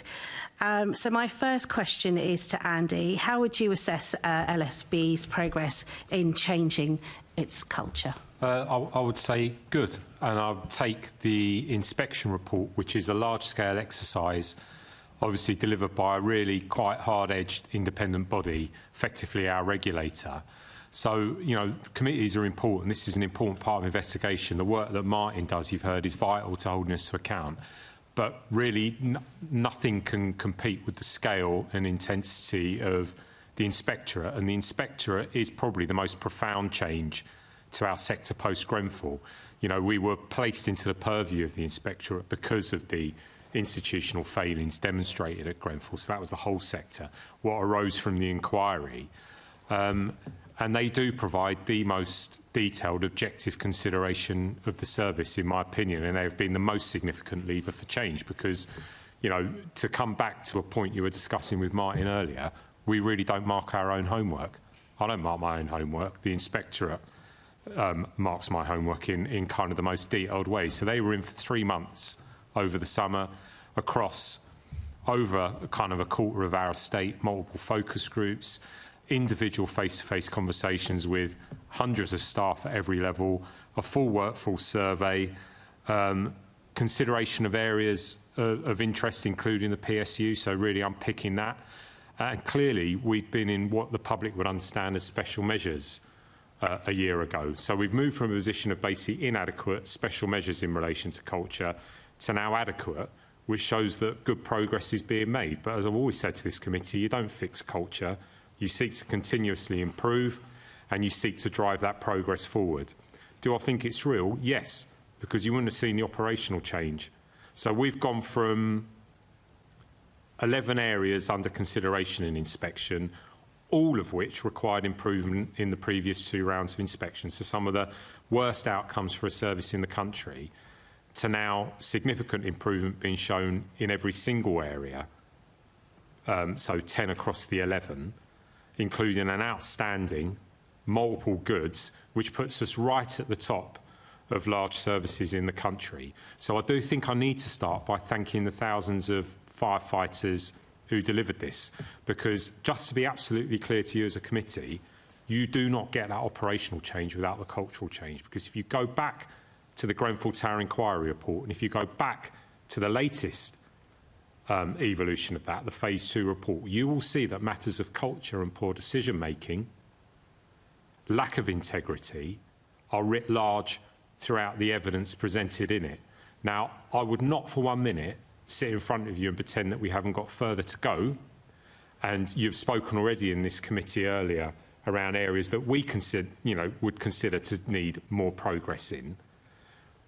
You would have to recognise that inspection report as a benchmark, and it'd be wrong of me not to come here and say that, because that has been very hard won over 5 years. It has involved, at times, very difficult conversations with thousands of members of staff. Myself and John have visited every single fire station. Between myself, Charlie and John, the other 2 DEPs, we have met with all 412 watches, and we haven't done it once, we've done it twice. We've been through a cycle of engagement as senior leaders to evolve from confrontation, in a way, through to acceptance and the driving of a different message, which, of course, we will have to build on, because that takes us to a certain point as reflected in the report. But my summation, so I think they deserve recognition and validation for it, is good progress made, but no complacency, because it was hard won, and as with trust, could be easily lost. It's really good to hear that you aren't moving forward without taking this very seriously. And as you know, the committee does take the position of need for change in terms of the culture very seriously. And you have many critical friends, as we know, from Martin Ford onwards, and us included. We're going to continue our questions with Assembly Member Clark. Yeah, thank you and good morning. I think one thing that you've said that always sticks with me is that culture change is never finished. It's always evolving. It's always moving forward, and there isn't a point at which we say, "This is great. We've changed culture. Now we can move on to something else." How are you ensuring that the brigade doesn't become complacent at this point? Because again, we all congratulate you on that massive progress and the leadership shown to get there. But how can we be sure that at a more local level, that the brigade doesn't see, okay, we're out of that special measures, we're in the green grass now? How do you stop complacency setting in at that level? I think first of all, inviting scrutiny. So we have a proactive. If I start with the inspectorate again, I think at some point Lee Freeman, our HMI, is likely to come in front of this committee. I would hope, and I'm not going to speak for Lee because he's truly independent, as was Matt Parr before him, that he would recognise that we are proactive in reaching into the inspectorate to demonstrate where there's change or where we have continued issues of challenge. I speak to Lee if we encounter something high risk, for example, because we have different duties around disclosure to the inspectorate. So we have a proactive relationship where we seek to show ourselves openly to them, and I think Lee would certainly reflect that inspecting such a large service, the most visible fire service in the country, requires a constant level of visit and attention. So we're in almost constant dialogue with the service liaison lead and the team that's kind of looking at us all the time. We're one of the most inspected services in the country, actually, alongside the Metropolitan Police, if you look at the volume of inspection. So that would be one thing. Obviously, it's Martin. As you can see, Martin is definitely independent, and rightly so, and should be. And Martin isn't prevented from reaching into any part of our organisation.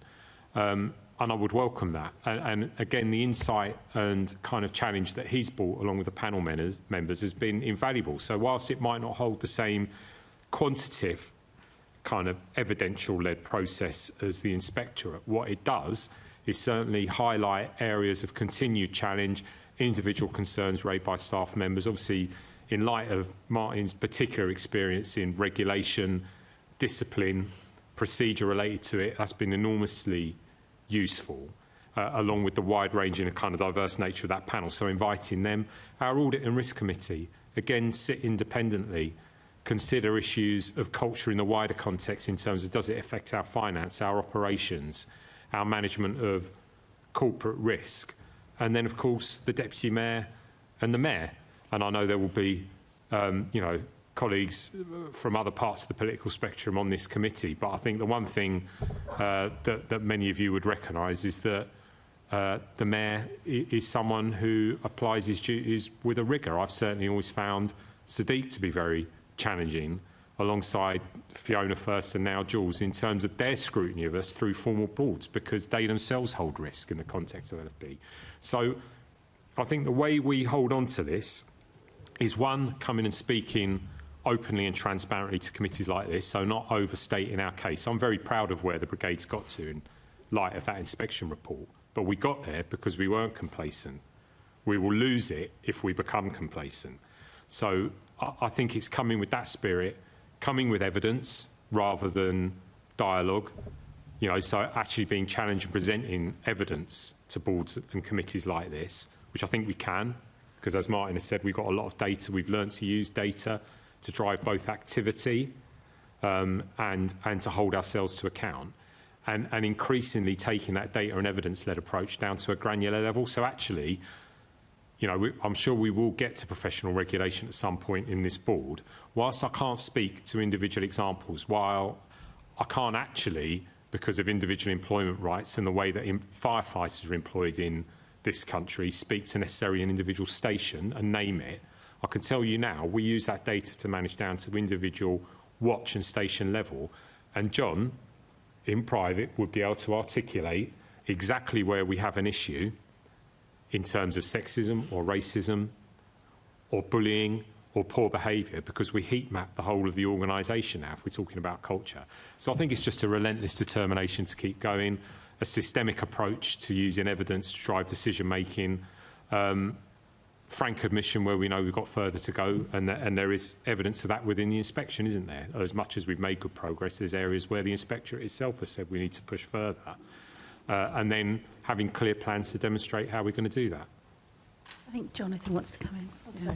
It was just on that point actually around the data, because I think that's been one of the biggest changes that we've seen certainly in the course of the last 2 years, that we now have access to granular level data, which means I can see all the activity on a fire station. My assistant commissioners have access to that information, and it means that the middle leadership that Martin was referring to before can now really understand, because the data doesn't lie.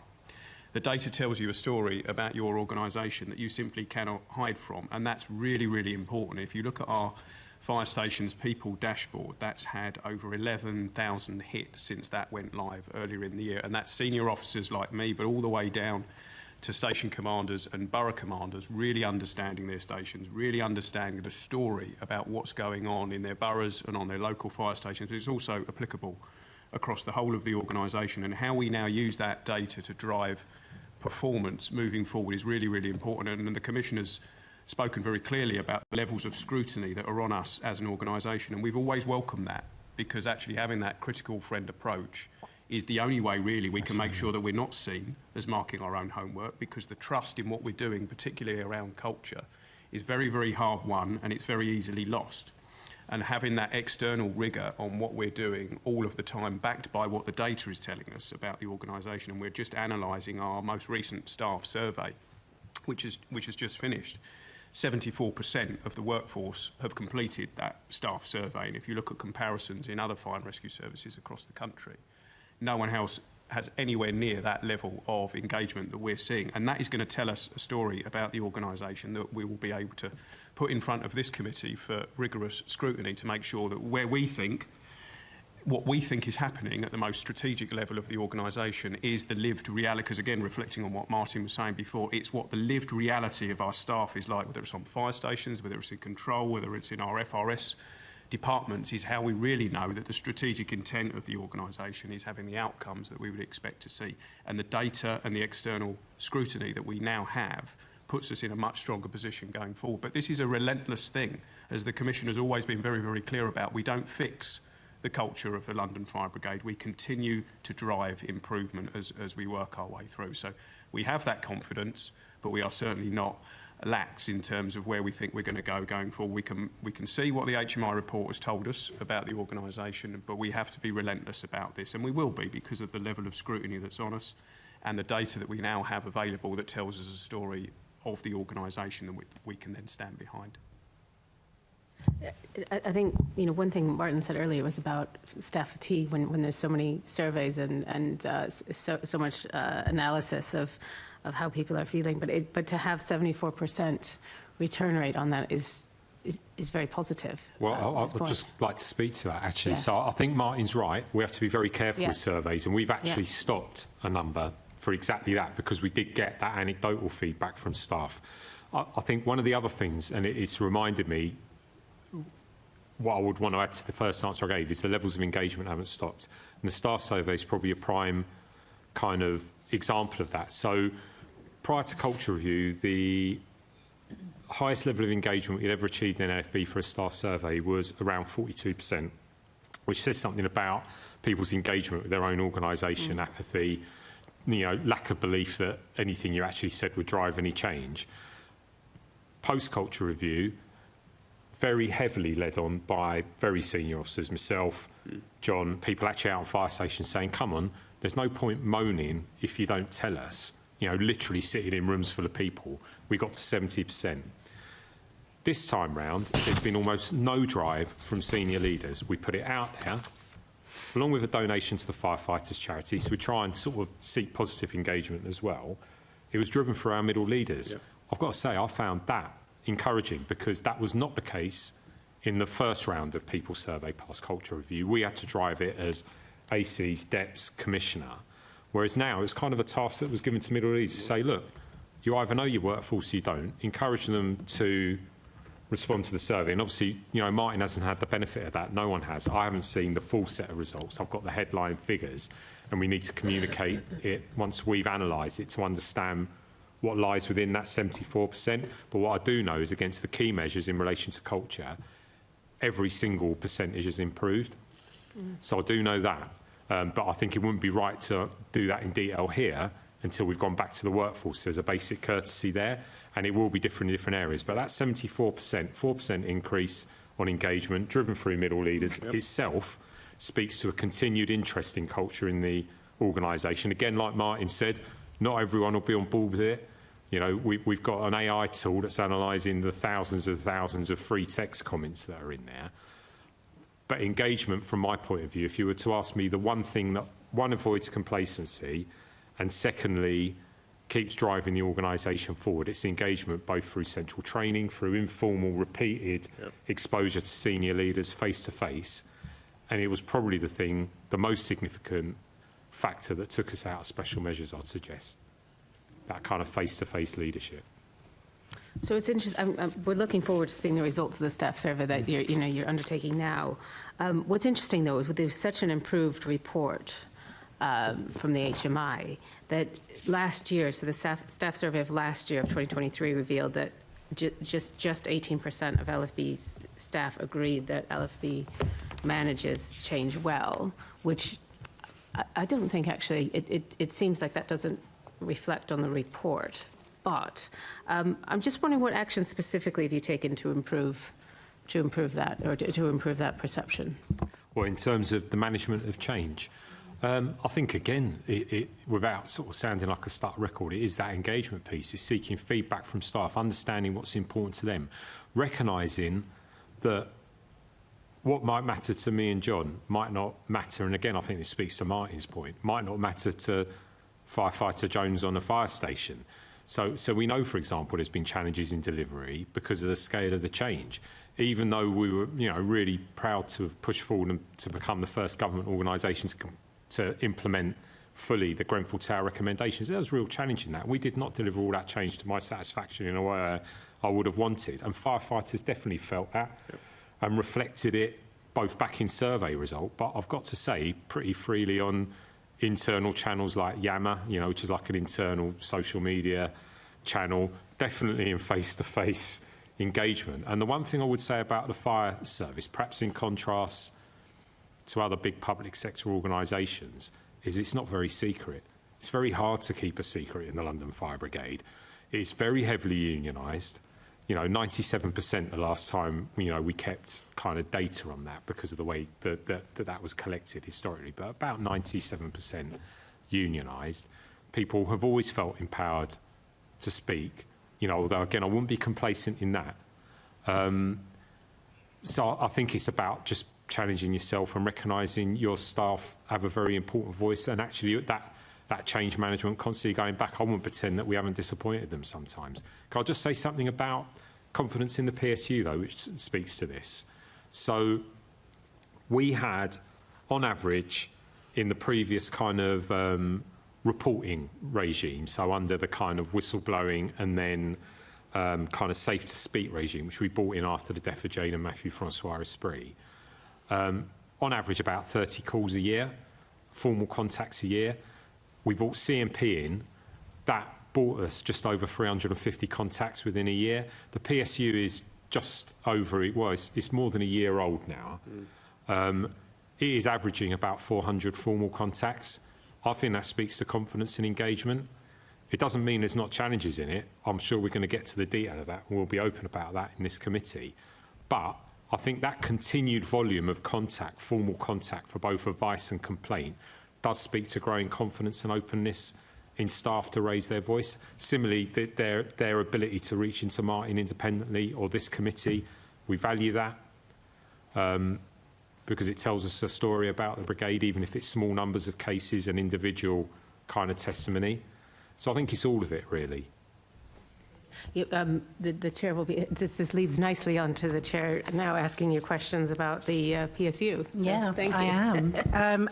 I mean, I do want to just reflect quickly back onto the report as well. And one of the things that it identified, which I thought was really interesting, was the need to increase positive action measures to increase diversity amongst its workforce. Now, what do you think that means? And how will it be implemented? I think it's about how we target recruitment. So we are significantly the most diverse fire service in the country by numbers, percentage, whatever way you want to look at it. But London is extraordinary, isn't it? You know, I've only got to look at my own family to understand what diversity means in London. So I think we've set ourselves really challenging targets. We told the inspectorate that. We're not meeting them. I would want a normalisation of kind of demographic to match London, whether that's 40% of the workforce, you know, being black or Asian or from a non-English background, and you would aspire to have half of the workforce to be women, wouldn't you, if you were normalising the workspace? We may never get there, but you've got to set yourself a target to represent the London population if we're truly a public sector organisation representing our city. So it speaks to that. So actually, we've seen progress across nearly all of those metrics. We've either held the position or moved forward. But I think the inspectorate is rightly challenging us to do better because we've set that target ourselves. I've been open about that. We actually have got the latest set of figures through promotion into the middle and senior ranks where we're looking better. But progress is slow, and it's an area we could be complacent in if we didn't hold ourselves to account. So I think what they're talking about is to further evolve outreach. What do you think positive action actually does mean, though? What will you do to... What do you think that actually means, positive What I think it action? means is the way we use our existing outreach models. So we don't do any open recruitment anyway. We already use a focus model, so we go to areas where we know that we're not attracting people from communities that would greatly increase that diversification. Where I think we need to challenge ourselves is the end-to-end recruitment process, understand how we support people through the recruitment process. So we look at kind of metrics of success from start to finish. So there's probably some questions to be answered there. So you're not looking down the route where for example, some political parties are going down, like all women selections, having an all women's selection process or ethnic minority process when you're recruiting, anything like that, any kind of approach like that? No, because we're already taking a focused approach to recruitment. I think what that refers to is the need to improve it further, because obviously it's expressed in the achievement of targets. And what I would say is, whilst that's important, there's many different intersections where I want to continue to keep kind of a broad recruitment approach. It's everything from class to previous occupation. You know, we're one of the last, what I consider to be great working class institutions in the country. That's an intersection that stretches across both race and gender. And we need to be careful in doing the one thing, we don't undermine necessarily the other. You know, that social capital is really important. So I think it's about the best people representing London, you know, in as broad a demographic as possible, and recognising we want a mix of skills as well. You know, we now recruit a lot of graduates.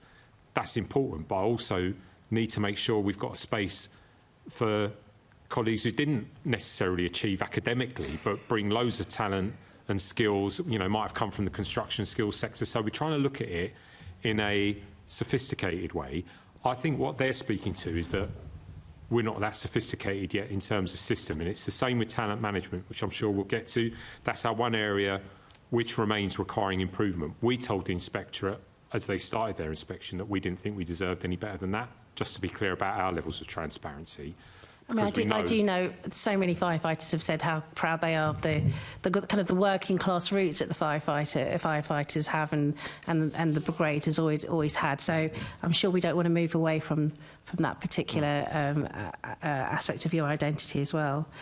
Now, moving on to the professional standards units, as you said, it's in its first year of operation. You've had 350 contacts. You feel as if there's confidence and engagement in during this first year.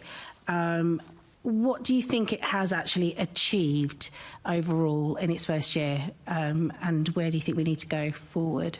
Well, I think the combination of CMP in the first year and then the PSU, because the two things, one has run into the other, is we've set very, very clear boundaries, and I'm not guessing at that. That, I think, when we unpick the results and the top lines I've seen in the staff survey, is strongly reflected in the staff survey. It was very strongly reflected in HMIC FRS's own survey across the entire workforce. 88% of respondents to the whole survey, the whole workforce survey from HMIC FRS as part of inspection, said they knew now how they would report poor conduct and behaviour. 58% of the workforce stated that they were clear that LFB was seeking to tackle this. When I'm out on fire stations, the narrative is certainly one back of, we understand that we will get held to account. People aren't always happy with that. I think it speaks to Martin's point that they sometimes feel we've come too hard, or they haven't got a freedom to express themselves anymore. I've had that said to me, but to be honest with you, I'm all right with that, because it means the message is landing, we're setting clear boundaries. It's expressed in the volume of discipline. I find it very frustrating coming to this committee, before we get to that again, Chair, that I can't speak to individual cases because we're not yet a regulated profession, but the volume of discipline we're doing is extraordinary. There is not that volume of discipline on record in LFB's history. So I know in the volume of kind of gross misconduct cases, so 21 this year so far, another 11 diarised, similar numbers last year. That proves to me that people are entering, we're identifying people who've behaved poorly, we're entering into that slipstream, and we are getting outcomes. I just can't speak to individual cases because of the way that firefighters are employed and their protections individually. I would much rather I could come here and speak to individual cases like policing colleagues. And I know that you have made kind of representation to government historically, but I would urge the committee to write to this new government to ask the same. Assembly Member Hall. Sorry, and I know this isn't going to be a popular question at all, but it's something you've said, and I've often been tempted to ask. You say you want the service to reflect the population. I'm just talking about females now, not race, but females and males. Nobody ever says, why haven't we got 50% male nurses? Because it's men and women are different. Women often will want to go into nursing more than they might want to go into the fire brigade, and vice versa. So is there any factoring of that into it? There should always be the opportunity for women to come into fire brigade, 100%, no question, and that's not what I'm saying. What I'm saying is there is a tendency for some professions for men to want to go into them, or for women to want to go into them, because it comes from within. You only have to raise a son and a daughter in most instances to see the difference, to see the different things they gravitate to. And that's not necessarily from how they're brought up, it's just how they gravitate. So is there an allowance within that we've got to reflect society as in 49, 51, whatever percent?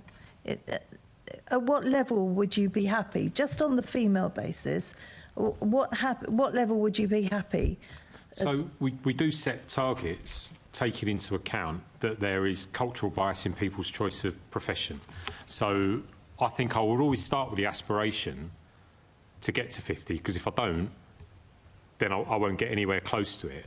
Realistically, we can see from years of evidence that, there are cultural barriers to overcome to attract women into the service, which I think probably, from my point of view, makes it important to set the bar high and say, no, this is a career open to all, as long as you pass the physical and kind of psychological kind of assessments that we require regardless of your background. So I would agree that I think there has always been cultural barriers to women applying, but we know in practice that women make excellent firefighters, and I've got too many excellent women colleagues not to kind of speak to that and set the bar. Andy, I'm not saying that at all. No, I completely agree with you, and I've met many of them.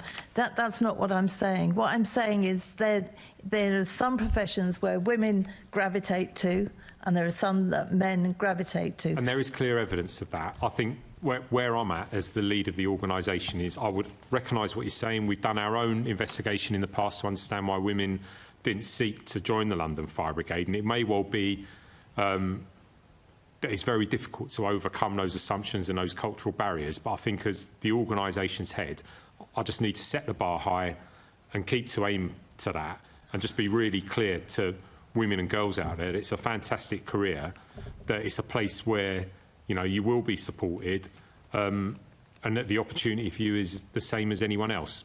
Completely recognising what you've said. Okay, thanks. I'll leave it at that. Thank you. Assemblymember Plansky. Thank you. Just want to explore a question that Assemblymember Clark asked earlier about the survey. So there's some really good things in this survey, and I think it is important to acknowledge that. So I understand how my role helps LFB to serve and protect London is in the high kind of 90s. You'd expect that. People are heroes. Feeling safe to speak up with new ideas and suggest new ways of working really rocketed, so that's great. But I'm not here to ask you about the positive stuff, and I'm sure you'll appreciate that. Yeah, of course. LFB manages change well. It was already at 23%, and meant 3 out of 4 people felt LFB wasn't managing change well. It's now gone down to 18%. Now, from 2 things you've said today, you've said the volume of PSU contact points is 400, so that's in some way evidence that people feel able to speak up. And also, maybe people feel like you've come at them too hard. But this feels like quite a staggeringly low number to go, well, it's okay if people feel like I'm coming at them too hard. How do you feel about this number? And is it a concern to you? And if you did another survey, would you want to see it? Well, obviously, you want to see it. I'm not sure what survey you're talking about, so I don't actually recognise the number, and I don't. So are we talking about the previous whole staff survey run by LFB? Staff survey data, and I've got by data. From 2023? Yeah, exactly. Yeah, so we're on a different survey now, where we've definitely seen improvement in that metric, but I'm not going to speak to it here, because I've only seen the headlines, and I think we will need to come back to the committee. We've done the full analysis to unpick it, but we've seen improvement across every single measure, and obviously we're up at the 74th percentile now in terms of return. So I think you're speaking to a historic survey return that we've already spoken to within the committee. I don't think it's good enough. I've already spoken in previous committees about how some aspects of our delivery, particularly in relation to the Grenfell recommendations, played out very poorly on fire stations, because we hadn't delivered the introduction of breathing apparatus in a way that I liked to my satisfaction. I'd had to pause the go live date. That's a very personal thing to firefighters. That's their primary piece of safety kit. So I think part of it is expressed in that, but the fact that we understand that and know that it's linked to that probably speaks to a level of engagement within the workforce. So I don't think that 18%, with the greatest respect, speaks to the PSU directly, nor what we're talking about there, nor what I'm saying about kind of standards around behaviour. In fact, if you go to the questions specifically around behaviours, there's a much more, well, again, we've seen positive progress, but there's much larger percentages around understanding behaviours and values. In fact, the primary reason for the inspectorates bringing us out of special measures, expressed within their letter at the time they wrote to us, was because they consistently found everywhere they went, in terms of face-to-face inspection across multiple stations, both in this round and in the service-specific inspection around culture, was everyone could express the values. Lee Freeman told me that the one thing that had taken them to the decision to lift us out of special measures was everyone could speak to the boundaries and the values. Because regardless of whether or not you really felt it and whether you really wanted to be talking about it, we took away the choice. Do I think it's too hard? No. And I'll tell you why. Because people always claim to want to be part of a uniform discipline organisation. My challenge back to people is if you want to feel professional, you want to be part of a uniform discipline organisation, guess what? You've got a personal responsibility. You turn up to work correct. And what we're asking for is basic standards. So, no, I don't apologise for that at all. This is a tough organisation doing a tough job in London with a robust workforce working in isolated teams. I get to set the standard hard. I apologise for it. Never. And I think it's what you would expect in my position. And without wanting to sound discourteous to the workforce, I think are amazing and have delivered this inspection result, I don't think they'd thank me either in the end if I pulled back from that. Thank you. You talk about personal responsibility there. Now, Nazir Attal's report talked about an institutionally racist organisation. Where do you, and you totally accepted that at the time, do you feel like you've moved on from that now? I think we've progressed across both kind of metrics of institutional and structural discrimination, because it was also clear in the report that we were judged to be institutionally misogynistic. And I suppose I'll give you some metrics around that. So, number one, I'm not complacent. I'm not going to suddenly stick my hand up and say we're not, because, again, perhaps speaking back to Assembly Members Hall's point that she made with mine, I'll make her right on this. I would challenge you to find any institution in this country that doesn't demonstrate a degree of structural inequality. You know, we've seen repeated reports across health, policing, government itself, the private sector, media, where it's clear that this country has an issue around the way it treats women and our black and Asian members of society. And that's baked into many, many institutions. We're not unique in that. So when I say that I accept it because I think we're pretty robust people who are open-minded and are prepared to say it out loud because we don't fear it. And I do think we've made progress, but I don't think I've cured society's ills in the space of a year and a half. It would just be completely disingenuous to come in front of you and say that. Where do I think progress is? Well, for example, simple things like putting enough toilets in. You know that you're institutionally misogynistic, where in 2021, and I've said it to this committee before, you have to go to the mayor to ask for a lot of money just to make sure you've got enough toilets and showers for the women in your organisation. We now have more toilets and showers. You know, that's a very basic thing, but it's movement in the right direction.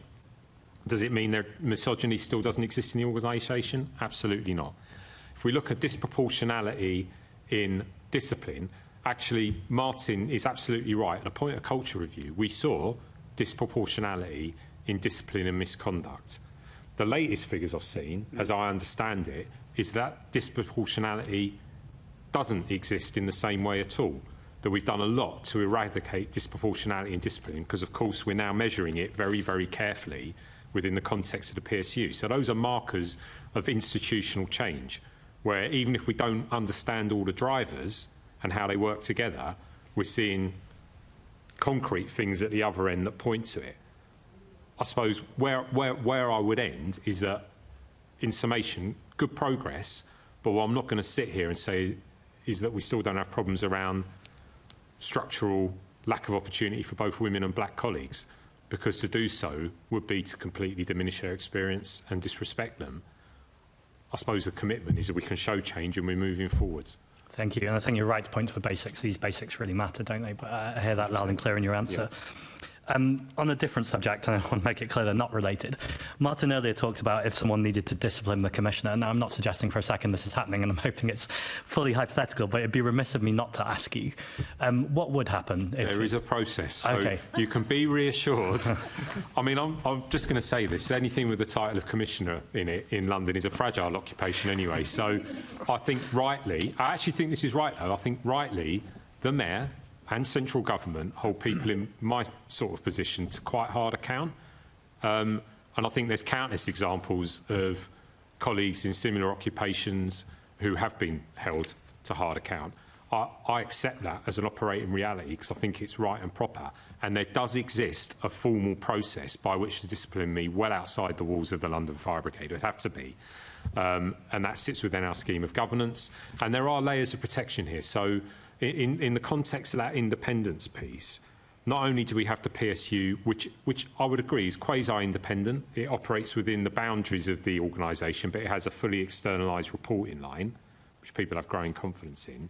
But outside of that, we have the legal role of the whistleblowing kind of function within LFB, which is a statutory function, again, overseen by our monitoring officer.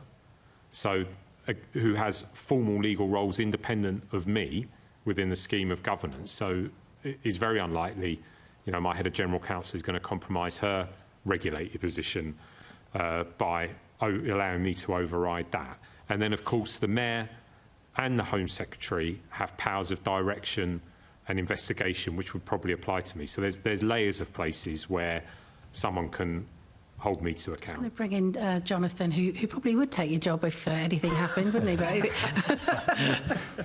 I mean, the Commissioner's covered off a couple of those key points there, but just to give the panel some reassurance. So if there was complaints around very, very senior officers like myself, we have the option of independent organisations coming in and carrying out those investigations, so CMP being the primary one. And obviously, given the nature of what we're dealing with at the moment, complaints against very, very senior officers are actually not as uncommon as you think, and where we think there is significant amount of risk to the organisation and to those individuals, we take that away from the PSU and we have the option of bringing in, again, organisations like CMP to carry out those investigations, because the transparency on that is very, very important, and the trust in that is very, very important, because there will be an outcome and not everyone will agree with that outcome. And so to have those robust measures in place where really none of us at this level can be seen to have our hands on an investigation and what that outcome is really, really important. And so, yes, there are obviously systems in place for if there were issues with the Commissioner, but it's exactly the same for the most senior leadership within the organisation, that scrutiny is there and it's independent of the LFB. I just need to add to that, actually, because it is important in the context of us not being yet a regulated profession that you would rightfully ask that question. But in terms of the senior ranks, and we set it from kind of group commander onwards, really, because of the responsibility you can hold as a borough commander, for example, you know, hundreds of thousands of residents in Croydon, as an example, you know, the big boroughs, is there is already a mandate within the National Misconduct Report that was led by Roy Wiltshire, who's the fire lead, the HMI fire lead for the Inspectorate, for us to report in confidence any investigation or misconduct from senior ranks. So I am already mandated as well to declare that to the Inspectorate. Again, because of the rules around GDPR, unlike policing, it won't be done in the public space.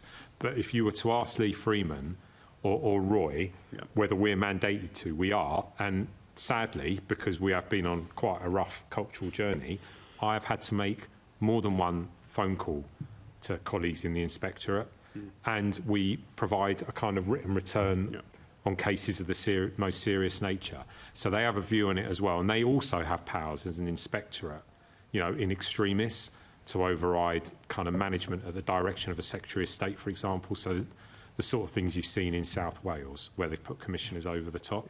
So there's layers of safeguards. I think actually the more interesting question is as you get further down the hierarchy in the fire service and why we want it to be a regulated profession. Thank you. Going back to PSU, you said a few moments ago that they have a fully externalised reporting line, but that you made that as an argument for their independence.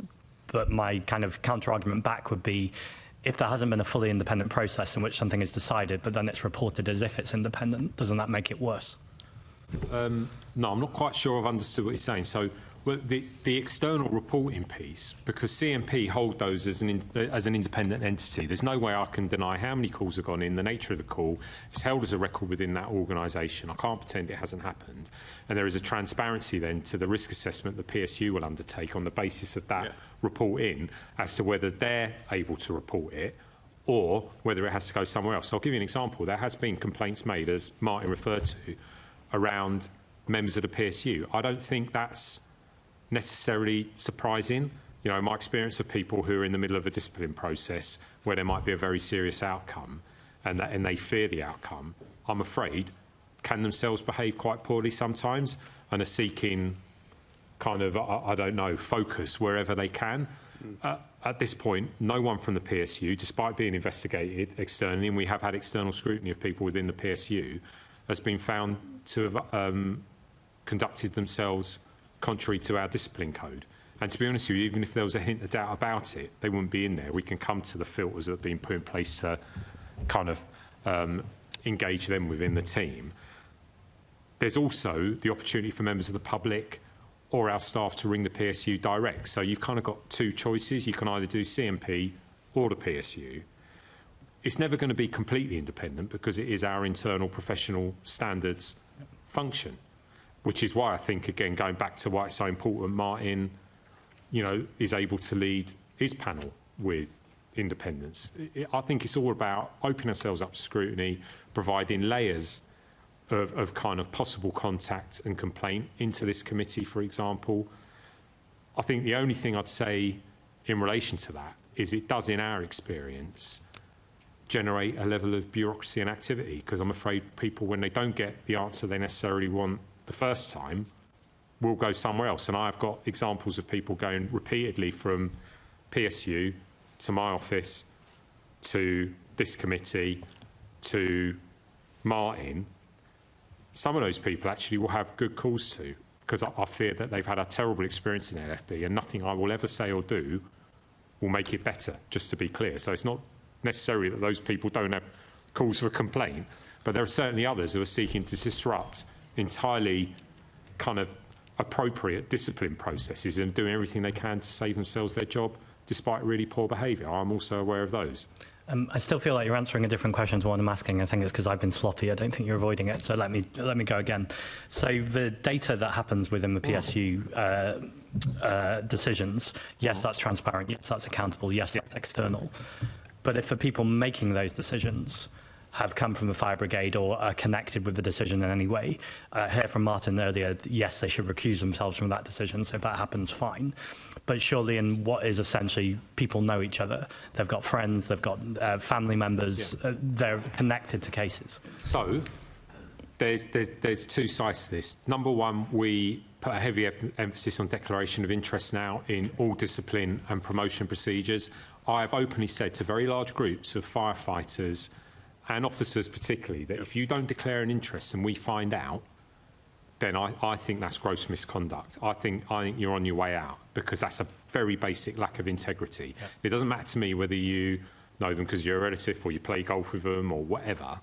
It's the fact that you would have to recognise that there's networks of patronage and relationship in a close-knit organisation like ours. So you can't get rid of that. Why would we want to? We want people to work together, like each other, and build strong relationships, but that cannot be brought into decision-making around discipline or promotion. And we have definitely taken a harder edge on that. You know, this is something that we brought in post-culture review with a real rigour.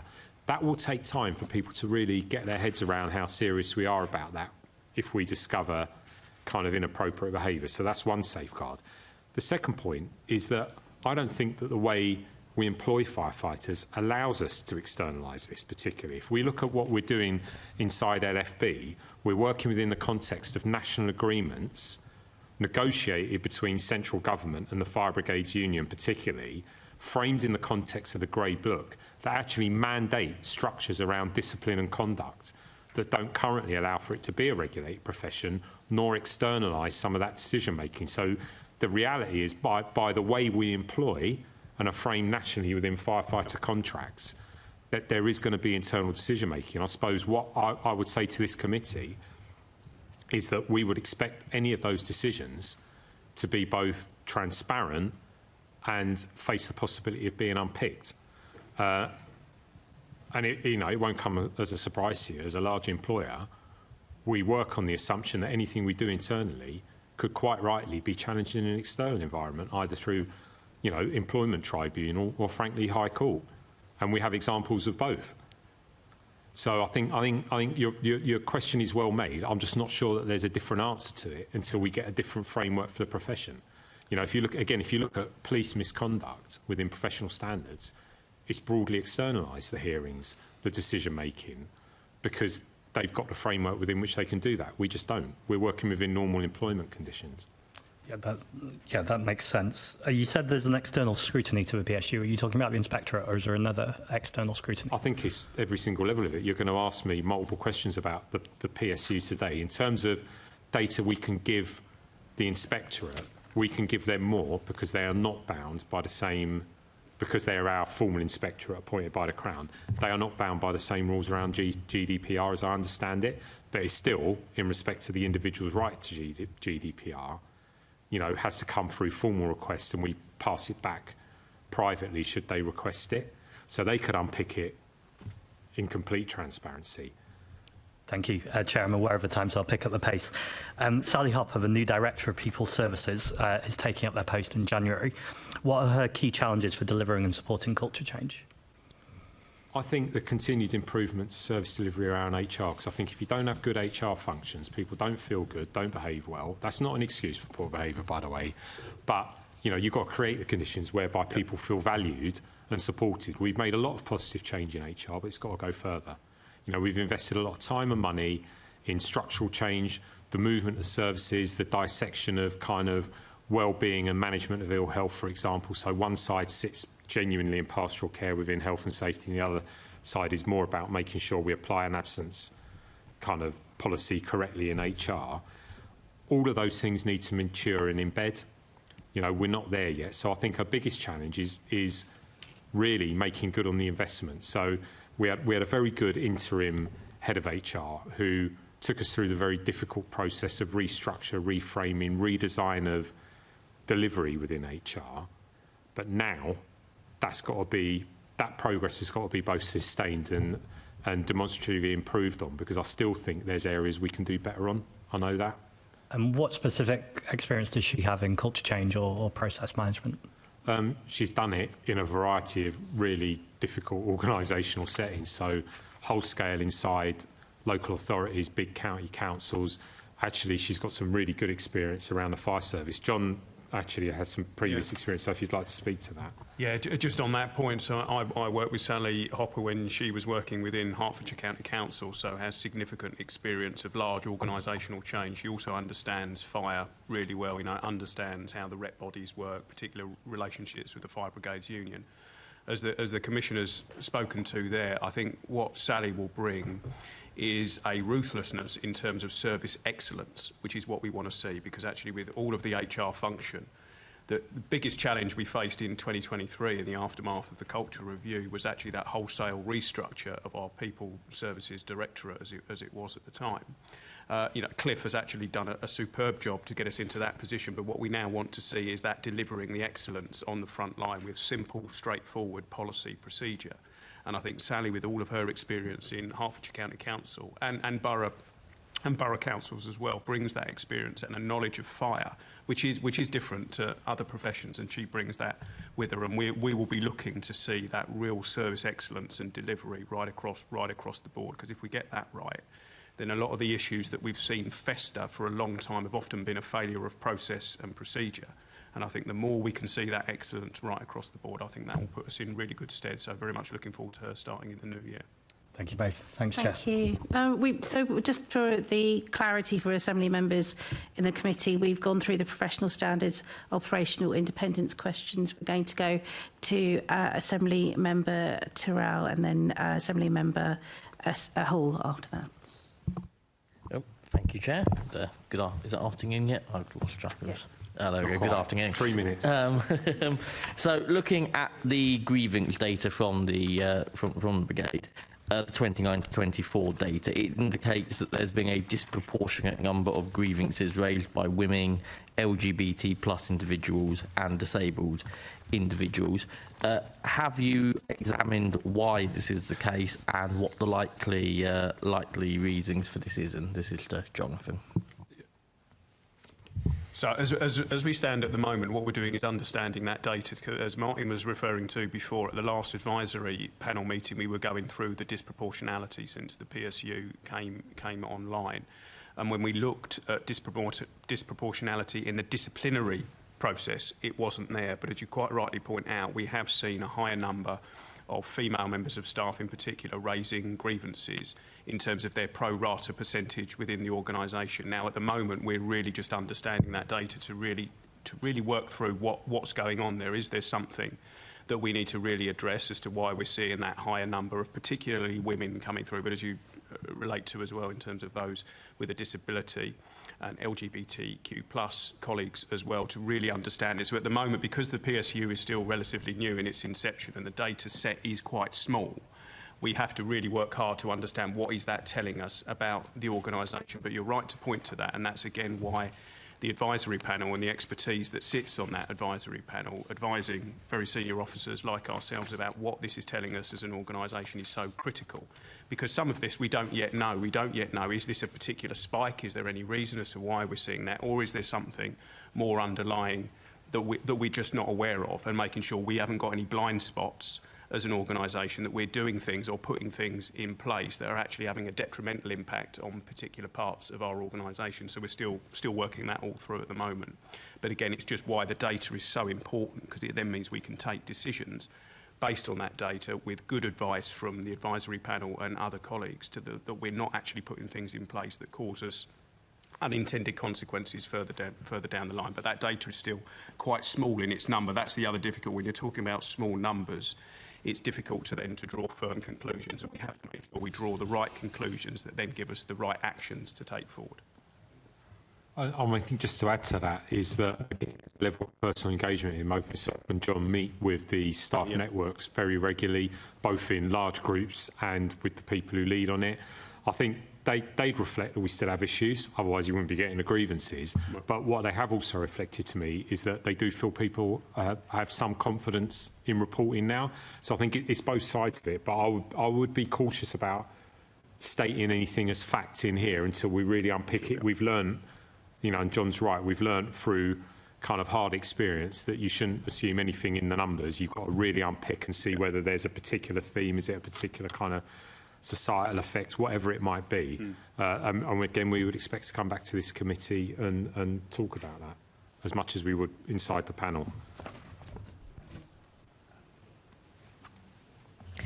Right. Can I, before I start my proper questions, can I just, it wouldn't be a committee meeting if I didn't ask you. Please. Have all the investigations around Jayden Esprit now finished? Yes. Every single one of them? Every single one of them. Just think you will never be asked that again then. Good. No. That was quite ridiculous, the amount of time that took.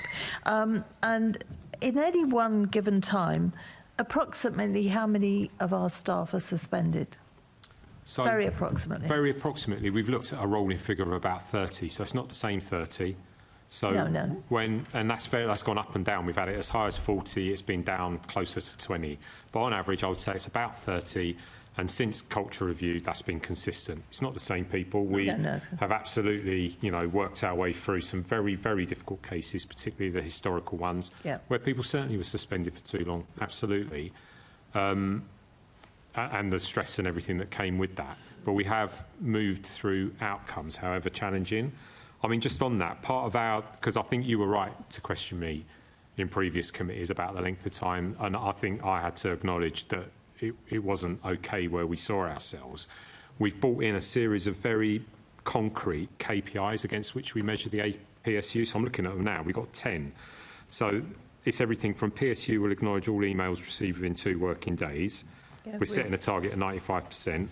PSU will action all suspension risk assessments within 1 working day. We're expecting a 95% target on that.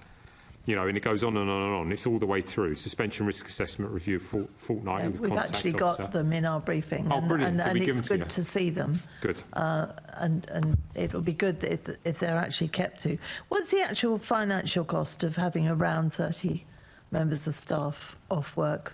Well, bearing in mind that they stretch across ranks, it's quite hard to give you a figure. We can write to you and provide that, because I think it's a fair question, because if they're suspended on full pay, we're paying them, and obviously it's in our interest to get through investigation as expediently as possible, but we can come back to you on that. I suppose what I'd argue, well, it's not argue, because yours is a fair point, is that the cost of not suspending people, if we get it wrong, I get in my experience, is higher.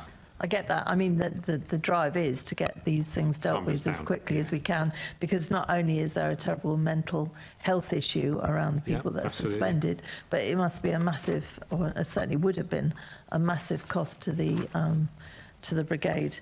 The committee heard that the PSU is overwhelmed with cases, and you've advised that recruitment for additional staff is in progress. So when do you hope that there will be enough staff in place? I think so. We've since the last time we covered this, we've gone from 11. So 11 was the staff team size at the start of this, because we didn't really quite know what the volume was going to be moving forward, because it's the first unit in the country, because we're the biggest service. It was quite difficult to get any sort of benchmarking to understand how big the team should be. Team's now 14, so we've increased the size of it by 28%. We've got another 2 coming online. My promise to this committee, as it is to the workforce, is it pays to have the right number of people in there. So we will work driven by the evidence and case handling, caseload. And there's no barrier really to recruiting the right number because we know it's a worthwhile investment. The caveat to that is they have to be the right people. So we've gone out through open recruitment and we haven't always appointed, just to be clear, because we hold a high standard on the people we place in the unit. So we've done through a couple of rounds of open recruitment for positions where we didn't appoint because we didn't like the people the open market brought to us. And that's through two different external, well-respected recruiters. So we found, and this is consistent across the sector and policing as well, it's actually quite a difficult role to recruit into. There is a lack of trained professionals nationally. You need to be quite a robust mix of both HR, understanding of uniform service, understanding the kind of the culture you're coming into. So there's no barrier financially really on us recruiting the right number because we know we'll get the return on it because you've got a healthier, kind of better workplace. Some of it we're experiencing now is you need to get the right person. John? Yeah, just to add to that, the Commissioner is absolutely right. We have actively, and I've been involved in those panels where we've been selecting people to bring in, and we've been very clear that because of this role is so pivotal in terms of how we're going to move forward as an organisation, we have to bring in the right people, and that expertise is difficult to come by. And just to provide some additional reassurance to the panel, we've ring-fenced the money for the PSU going into the next financial year. So as you'll appreciate, we're having lots of discussions around our budget, but this is something we're just simply not compromising on to make sure that that's ring-fenced so that the PSU continues to evolve, because we also have to allow the new Director of HR, when she starts in the new year, to have a look at it in the round, and she'll bring her own view and her own expertise in, and there will be different things that we'll be able to do. I've got no doubt about that. So it's up to us to make sure we prioritise that budget, make sure it's ring-fenced, and then we'll see, and we'll still see the evolution of the PSU going forward, because this is a brand new thing, not only for the London Fire Brigade, but for the fire sector more broadly. No other fire service is doing it in this way. There'll be lots of lessons for us to learn over the course of the first year, but we will ring-fence that money and make sure we invest in the staff who are in that PSU, because it's just critical to how we're going to keep this journey and momentum moving forward. Yeah, and financially it will make sense, because when you know how much it costs you to keep 30 people on full pay, so it can be justified if only in that.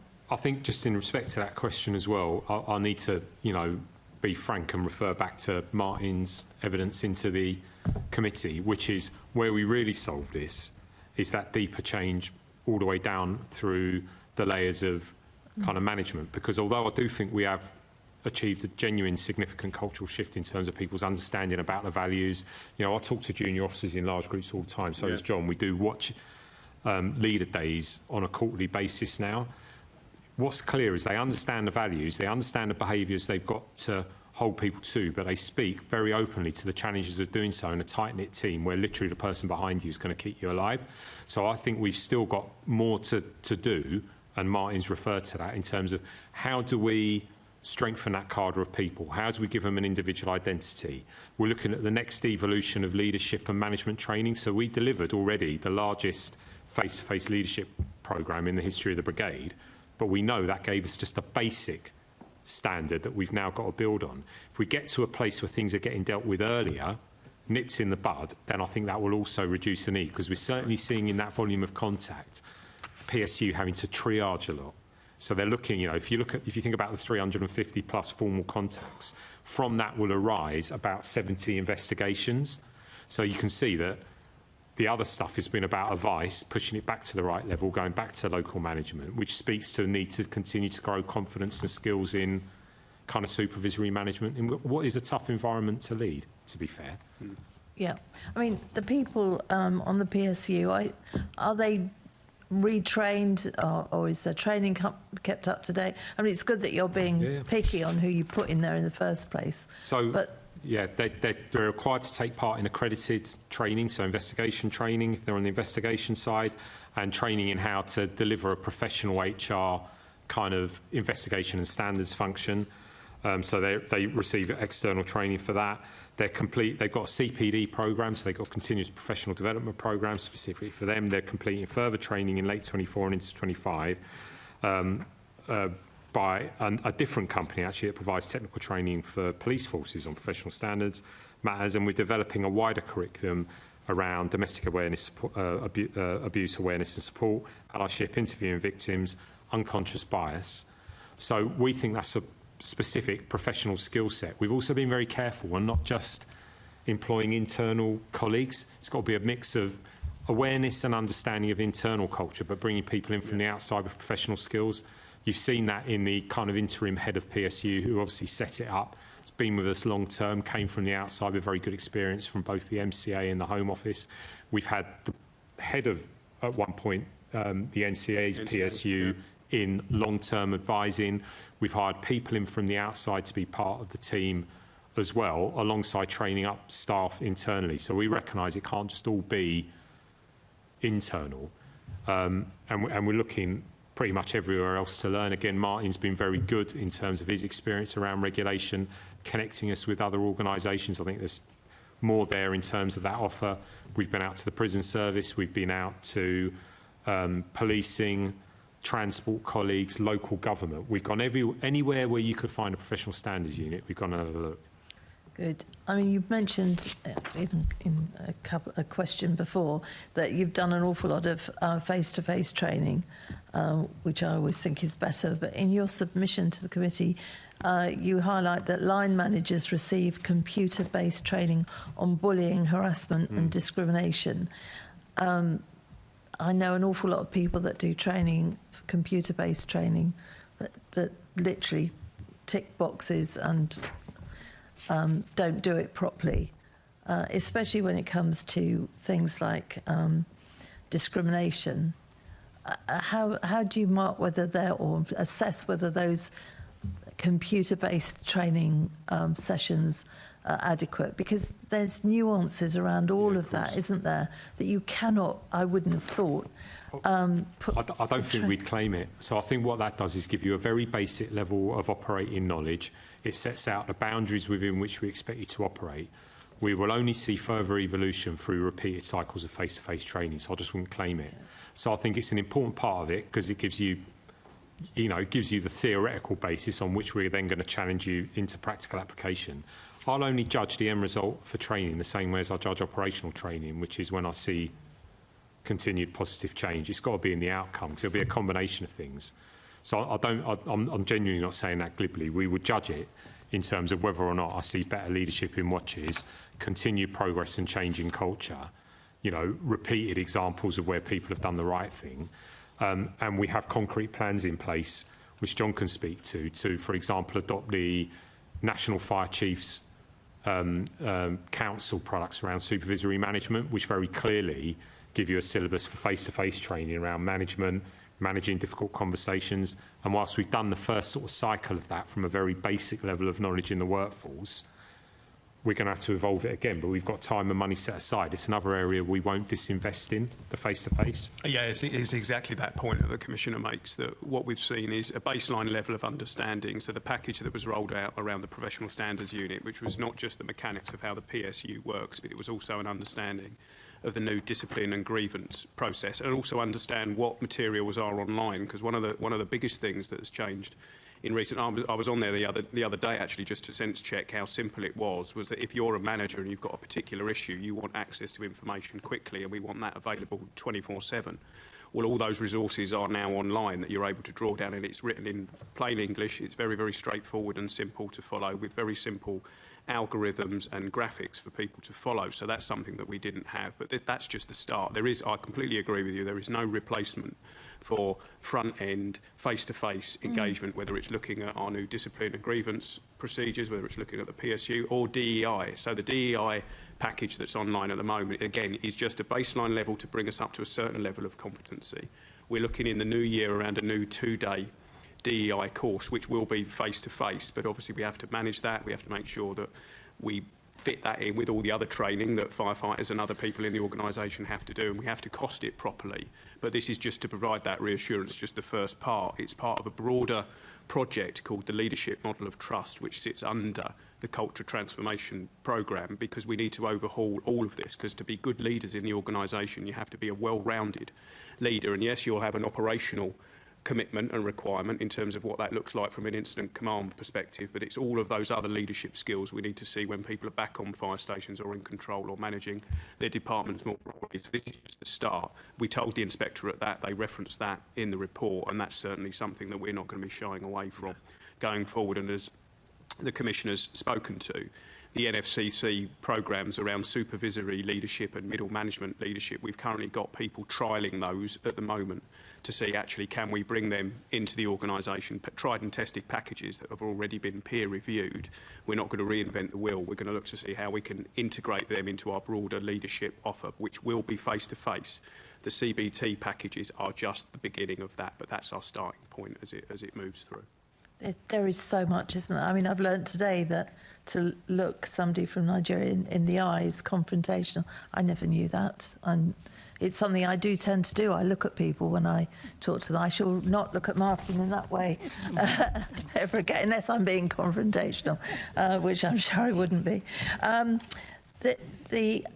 I've spoken, as you know, to people in the brigade that have been suspended, and I can absolutely confirm their mental health deteriorates very badly, and that of their family. So I'm very pleased if we can try and get some of the length of these suspensions down quite considerably. But what is there for support for those people while they're going through those suspensions? I mean, what do the brigade offer them? So, I mean, at the top end, we've made a lot of significant structural change around wellbeing. We've moved basically all of wellbeing in terms of kind of that pastoral support into health and safety, because we actually see it as a critical health and safety issue, because we lose people from work. You know, they can't carry out their operational role when it does real damage. Clearly, we've got counselling and trauma. They've got open access to that and are referred to it. We've got mental health first aiders across pretty much every watch in the brigade now, although I do think that the next evolution of what we're expecting our wellbeing colleagues to lead on is to better systemically kind of employ them. We have dedicated contact officers for staff that are outside of the discipline process, so kind of a trusted figure.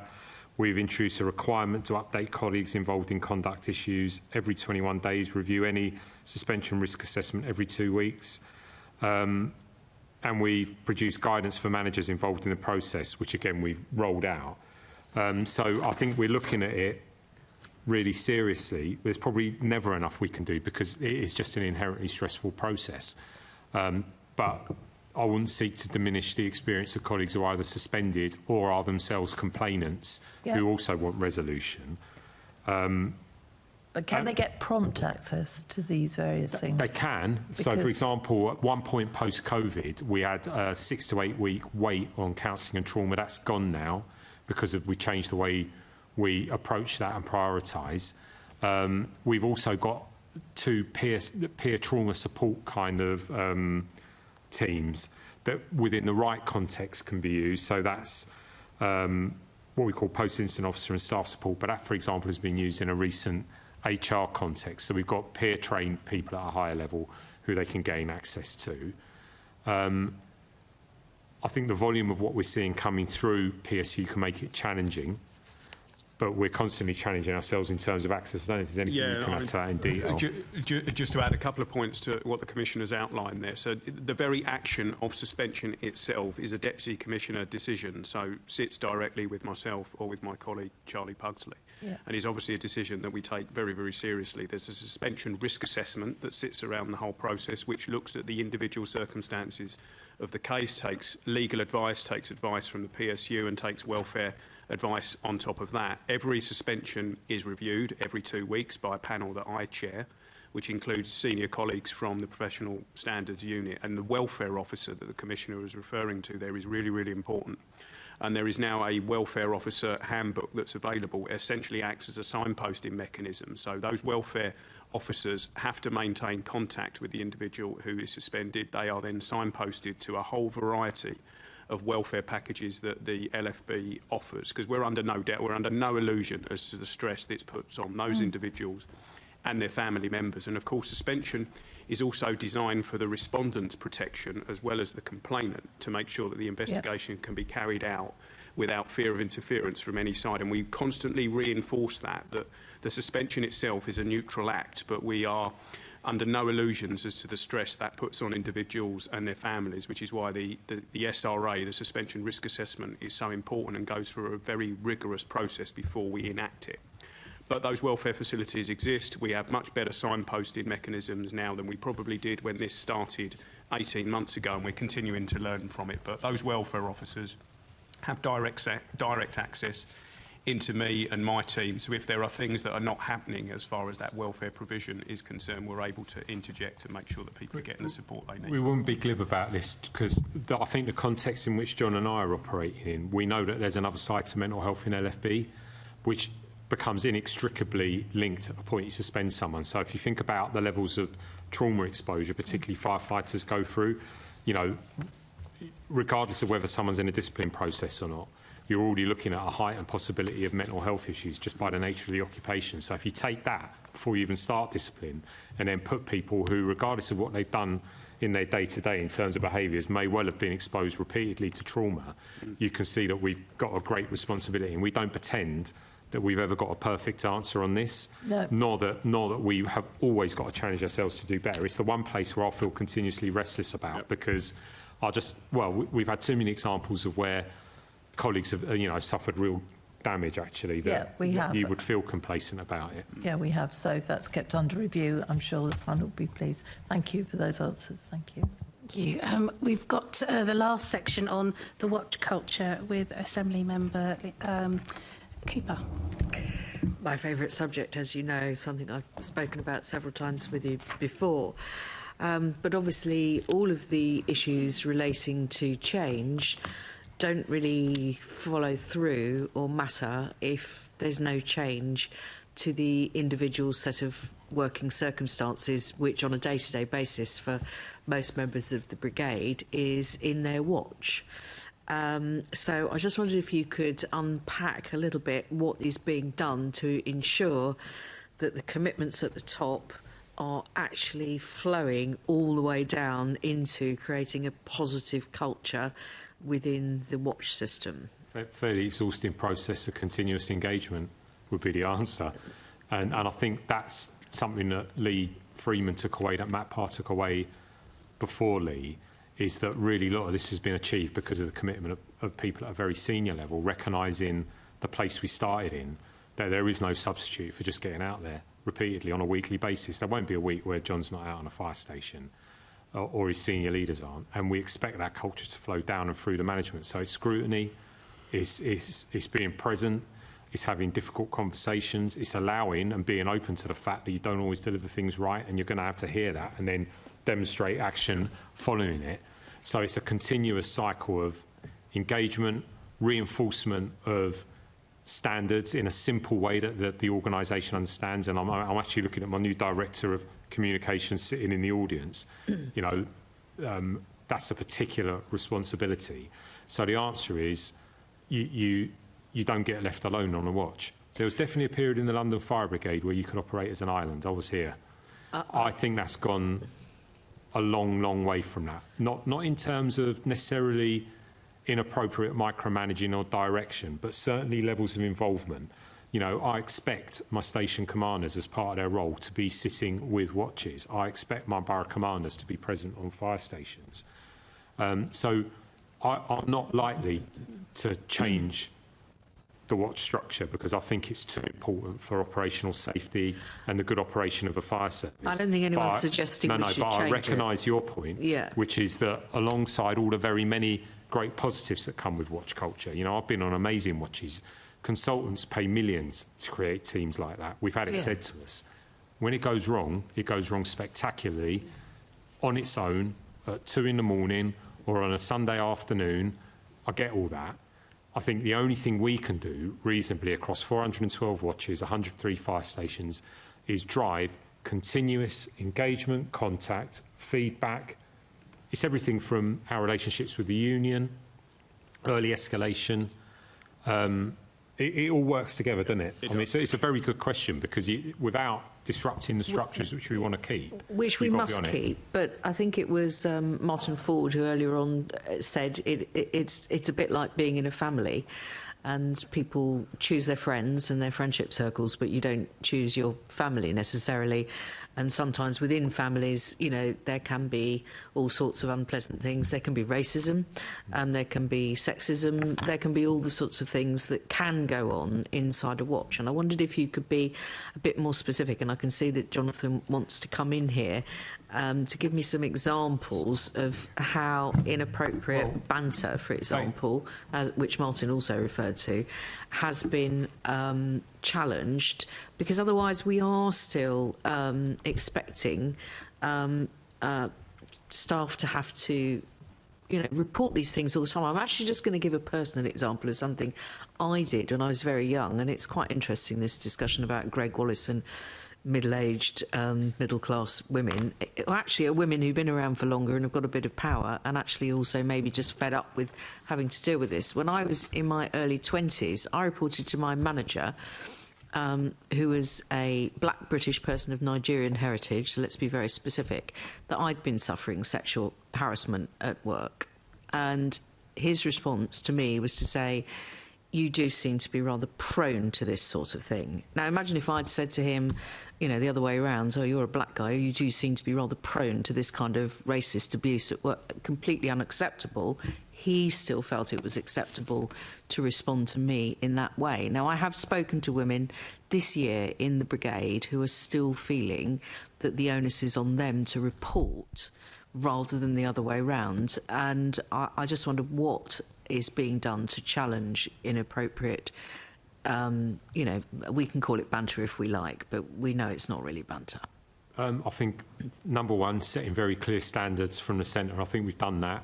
Actually, visible engagement with campaigns that speak directly to that. So, for example, we've just had a very large event around domestic abuse, around ownership by both senior and actually, where it's all ranks. We had a load of men participate in this who quite rightly pointed out that the onus is on men. If you look at the statistics, obviously, around domestic abuse, which often starts in the sort of banter you're talking about, if we're thinking about, you know, that particular setting. So I think it's setting a clear standard, clear communication, taking responsibility for creating a safe and dignified workplace.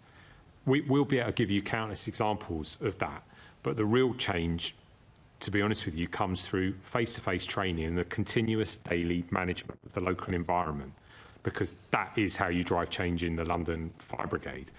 How do we hold people to account? Well, obviously, we can't be there 24/7, and I would accept that things can happen in the privacy of a team that are wholly unacceptable to me, and speak to exactly the sort of example you've just given. That's still going to happen in a workforce of 6,500 plus people. I think one of the things we have used to much greater effect, though, is the data. So whilst we might not get to that banter on the day it happens, or God forbid 6 months later, what we will see, and we're beginning to see, is patterns of movement and behaviour that then lead you to be curious. And we are much more curious as an organisation now. So if I can see, for example, that a woman has never lasted more than 6 months on a fire station on a particular watch, and we've got a couple of examples of that, then instead of waiting for someone to complain, we're just going to go there. We've done that, and we've seen dismissals as a result of that.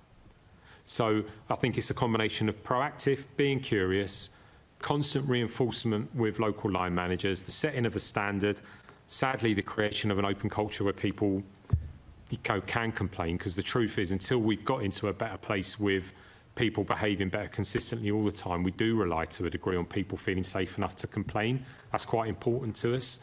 I don't think that places the onus of responsibility on them. I fully accept their point of view. I think you know, it's a shame that they would feel like that, because obviously the pressure then comes on you and the focus then comes on you. And I completely accept their point of view, that actually it's in the leadership and in the organisation as a whole to create the conditions where they don't need to complain. It's just that it's complicated, and we're talking about a big organisation that's seeking to change its whole culture. Of course, I don't think any of us sitting here expecting that the fire brigade is going to change overnight, but we are asking, I would hope, the important questions about 100%. the journey that we're on and trying to find out exactly where we are in terms of that journey. So my journey from that experience was, I don't think I ever complained about being harassed at work. I would hope that anybody making a complaint at the moment, and certainly earlier on we were talking about delays in the dealing with people's complaints that have gone through the PSU, that kind of delay is very disheartening. That kind of response that I received is very disheartening, and it kind of makes you think, well, what is the point of ever complaining about these things? People have come up with some solutions, for example, a policy for rotating watches to ensure that the potential for negative behaviours is mitigated. I'm not really sure that would necessarily work. Do you know what? We've thought about this on and off. Yeah. So tenure might. I don't think that's a silly suggestion. You've got to give teams long enough to embed and work together. Yep. Because again, we've talked about culture today, and that is extremely important, because from my point of view, you don't get the right operational delivery if your culture's not right. We see it in Grenfell, and we see it in some of the other incidents historically. The flip side of this is, as much as there's negative aspects to watch culture that hold real danger, and I wouldn't disagree with anything you said. The flip side of it is, we had an incident last night where you've got small teams working together, putting themselves at extraordinary risk to undertake live rescues of people out of a basement in very, very difficult circumstances. You've got Dagenham, where people are jumping over security fences, their T-shirts catching fire, and they're carrying people down off the scaffold. We're fighting this constant kind of balance between team cohesion and avoiding the sort of traps you can speak to. I think there might be an argument for tenure, but then it would be, how long would it be? I think it's something we may come back to at some point, because I don't want to see what we've seen in other services. I've seen it in other services actually quite close geographically to London, where their staff will speak of dislocation, never being on duty with the same people. No, frankly, I think that's dangerous. I don't think that works, does it? Not really. If you want to ask me where I really think we make the change... If you turn up at the incident ground with a group of people that you don't know, how's that going to work? But your question is entirely fair and well made, and the women you have spoken to are right to raise their concerns in that way, and I wouldn't seek to undermine their experience of that, because if you're having to complain because you're not being kept safe, that's wholly unsatisfactory. I think the honest answer is, on watches, it's all about your watch leader. So the only way we get out at the end of this is continual investment in, speaking to kind of Susan's point, continuous investment in face-to-face training, holding watch officers to hard account, celebrating their successes when they get it right, because we've got multiple examples of good practice alongside the poor practice, rewarding it, promoting those people so they bring that culture through, actually changing the demographics of the people who lead. So it's not just about recruitment in. If you were to ask me, one of my anxiety is the wrong word, but focus, it would be on how we now don't just seek to recruit people to better represent London, but promote the right people, regardless of background, but promote the right people, and recognise that when you get that right, you see a change in the culture and safer teams, because they'll challenge and they'll hold it. Because the truth be told, John and I can sit in front of this committee and say all the right things, but if that doesn't get expressed at 2 o'clock in the morning on Barking White Watch, it's all a bit meaningless for the person who's on the other end of the poor behaviour. Which is why I'm digging into the stuff about the watches, because the individual experience on Barking White Watch... I think one of the things we have done successfully, though, is to join one end of the organisation to the other. So I think I know my organisation, and I don't think I know it because I'm reading reports. I think I know it in a combination of the evidence I get shown, for good and bad, and the fact that we are out there sense-checking it daily, weekly, through very senior management. And actually some of that is not just because we know it's the right thing to do, because we know that that's what the inspectorate's going to do. When the inspectorate comes, I can say what I like coming to this committee. They won't take it as fact. They'll head out across between 20 and 40 fire stations in different guises just to ask firefighters straight in private sessions. And sometimes they get told different things, I think it's fair to say. So I think it's just that continuous process. I I completely agree, and of course, you know, and I am personally a huge supporter of the fire brigade, and I've, you know, really appreciated coming to the pass-outs for the new staff coming into control that we also talked about earlier, and also coming to Fishmongers Hall and the Guildhall to celebrate the huge bravery of people in the fire services. I am never running into the burning building, personally. I completely appreciate that people in the fire service, that's just part of the day job. However, making other aspects of the day job, when they're not out on a shout, absolutely a place where people want to be at work, either on the shout and doing the, you know, the running into the burning building part of the job, but also being able to be part of a team and fully appreciated for their contribution, even when they're back at base or even when they're on training together, and all of those other things I think is really important. Now, one of the things that you have done is that in some cases you have granted transfers to people who've not appreciated working in one particular station and have gone somewhere else and hopefully are thriving more in the other location. However, in certain cases, they've still been required to go back to do standby in the previous station. Is that something that can be stopped? Because that is obviously going to be difficult. Not necessarily. It's got to be a case-by-case basis, because at the end of the day, we're an operational service that's got a mandate to deliver for the public. So I'm not going to promise that, because it may not be possible. You know, my primary legal duty is to have the right number of fire engines on the run to meet our attendance times, which we know predicate the public's safety. So I'm not going to commit to that. What I will commit to is if we've had to transfer someone because they've had an unsatisfactory experience on a fire station, that really shouldn't be the solution to the problem. It might be good for the individual, 100%, and we're happy to do that on the basis of welfare for them. But my expectation, and I see examples of it continuously, is that we go back to that watch and understand why the situation arose in the first place. Was it a clash of personalities, or actually was it something more sinister? So I think there's a flip side to this, which is there shouldn't be a place where I can't send someone on standbys or you need to transfer. I accept the practical reality of this, which is not everyone's going to have a great experience on those teams.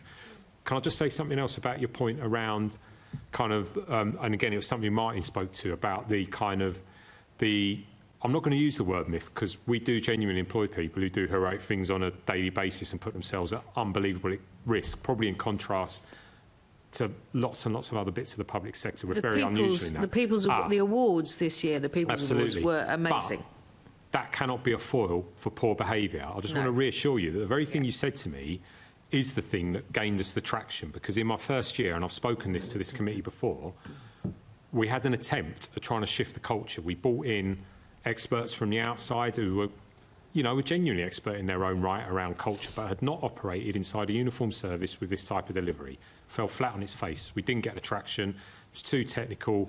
It was too wordy, wasn't it, in terms of how it was rolled out, and it didn't speak to the experience of firefighters. The biggest single change we've achieved is around the values, and the way we've expressed it is exactly as you said. We've said these are our values. So if you want to talk about courage, that's, you know, your colleagues up inside the tower at Grenfell. That's your people down in the tunnels at 7-7. You cannot do that and then come back into your watch environment and treat your colleague poorly, because you've just completely devalued that. You can't be two separate things. So we've done explicitly that. We said that's the best of us. Let's have the news stories about that, rather than what you did when you came back to your watch and you let us all down. So I think there's something about that particular narrative that, whereas in the past I think it's been used as a kind of foil for poor behaviour, people have said, well, it's all right, it's a bit of banter, we come back, it's a hard job, we're decompressing, you know, it's stressful, but we're heroes. I think now we're doing it the opposite way around, which is, if you do that, hold yourself to that standard. I think that's absolutely right. That would be a bit like being a hero and then coming home and indulging in a bit of domestic abuse as a bit of decompression. And I think all of those are just completely unacceptable. And I think expressing it in that way is really helpful. Jonathan, do you want to come in? It's just linked to that very point. Is the other thing we've been focusing on now, and we're starting to see this play out in the disciplinary cases that sadly cross our desks, is the bystander mentality. That challenge it, that just because you may not be involved in whatever the situation is doesn't mean you don't have a duty to report that and actually to intervene if required, and that bystander mentality is really, really important. again, the points you were raising around the watch culture, which in many ways is one of the fundamentals that makes the fire service what it is, can also be extremely pernicious, and it can actually be exclusionary as well as inclusionary. And that is something where the bystander mentality really does have to come in. And we're now starting to see that, where actually other colleagues on watches or other parts of the organisation are coming forward and challenging inappropriate behaviour in a way, if I'm honest, that we just were not seeing even 3, 4, 5 years ago. And we need to see that more and more. And as the Commissioner has alluded to, that moral courage as well as physical courage to challenge inappropriate behaviour, particularly in very small, close-knit teams, which is difficult. You know, the Commissioner and I have served on watches. It is a challenging environment to really do that. Yeah. But it's critical that you do, because we cannot deliver the world-class fire and rescue service that London deserves and our staff deserve without the ability of people to come forward and have that moral courage to challenge unacceptable behaviour when it arises. And that is something we're going to have to keep coming back to time and time again. Physical courage and moral courage. I'm going to leave it there, Chair. Thank you so much. My team have said that there are a couple of questions I do need to ask before we wrap up. The PSU set key performance indicators, which included one for fortnightly review of suspension risk assessments. Is the LFB policy to share these with the person suspended? So in terms of the suspension risk assessment, it says we don't share the suspension risk assessment itself with the person who is suspended. We do update them, so every 21 days we will update colleagues who have been suspended so they understand where they are in the process. But this was something we learned. So when the culture review first landed and we were starting to suspend a number of colleagues in significant number, the suspension risk assessment at the time was shared with those colleagues who were suspended, but actually with HR advice, with legal advice, and just making sure everybody in the space was protected, that actually wasn't the right thing moving forward. So that's a change that we made last year. So the suspension risk assessment itself is not shared with the respondent in the case, but they are updated every 21 days now. That's something we're committed to. The suspension risk assessment as a tool is reviewed every 2 weeks, and if there are any changes, that's then communicated to the respondent via the welfare officer, and we do write formally to the respondents as well, outlining all of the different elements in the case and make sure that they're kept up to date. So I hope that answers that question. Just to add to that, to be more specific as well about why they might not get it, because obviously that risk assessment, and you know, John and Charlie hold a considerable kind of burden for the organisation in leading on that. We'll talk about individual matters of risk. Yeah. So it will talk about relationships with other people in the workplace. It will refer specifically to risk factors in relation to safety. And clearly, if you're in the middle of a discipline process involving potentially witnesses you may not even be aware of, for example, you can't just give people access to that. That will be frustrating for people who are suspended. And I know, it's the standard corporate answer, isn't it? Suspension is a neutral act. Obviously, if you're suspended, you don't feel like that. It may not even be how colleagues experience it. So I'm not sitting here pretending that suspension isn't consequential. It genuinely is neutral in the context of outcome, because we can look at people who've been suspended who there's not been any case to answer, and then we've had to deal with the ramifications of what that experience felt like, whether it's damaged their reputation. So we know it's a consequential act. Genuinely, corporately, it is neutral. I don't think we're in a position where we will share suspension risk assessments, because we've had some fairly robust advice, as John has articulated in that regard. We didn't go to seek it, actually. Our colleagues internally in legal came to us. So we're beginning to see some of the issues emerging. And my next question's on the HMI report, which identified that staff are not reporting negative behaviours due to the perception that nothing would be done. How are you addressing this? I think continued reinforcement of the values and communication around the process itself. So clearly we've seen considerable progress, because we're going from 30-odd formal contacts a year to well over 350, and I think you'd have to respect as a committee that where we're talking about issues of capacity in PSU, because the rate of complaint is at times outstripping their ability, until we brought in a lot of extra staff to deal with it. In a strange way, you can't have it both sides. I think we are listening, and I think we are dealing with an extraordinary volume of contact. Do I think that we cracked it? No, because obviously that evidence must speak to people who aren't yet raising their heads above it. I do think some of this is mythology and perception, And I would say the reason for that, and I don't sound like a broken record, and I really would appreciate the support of this committee, is we cannot talk about the end results openly. I can't even talk about the numbers. You know, we can give very, very broad brush. Oh, sorry, is the microphone... apologies. Never known me being accused of having a quiet voice. So I think our major problem is our ability to communicate openly the outcomes. So people know, when I get out on fire stations, that people are getting dismissed, that people are getting held to account.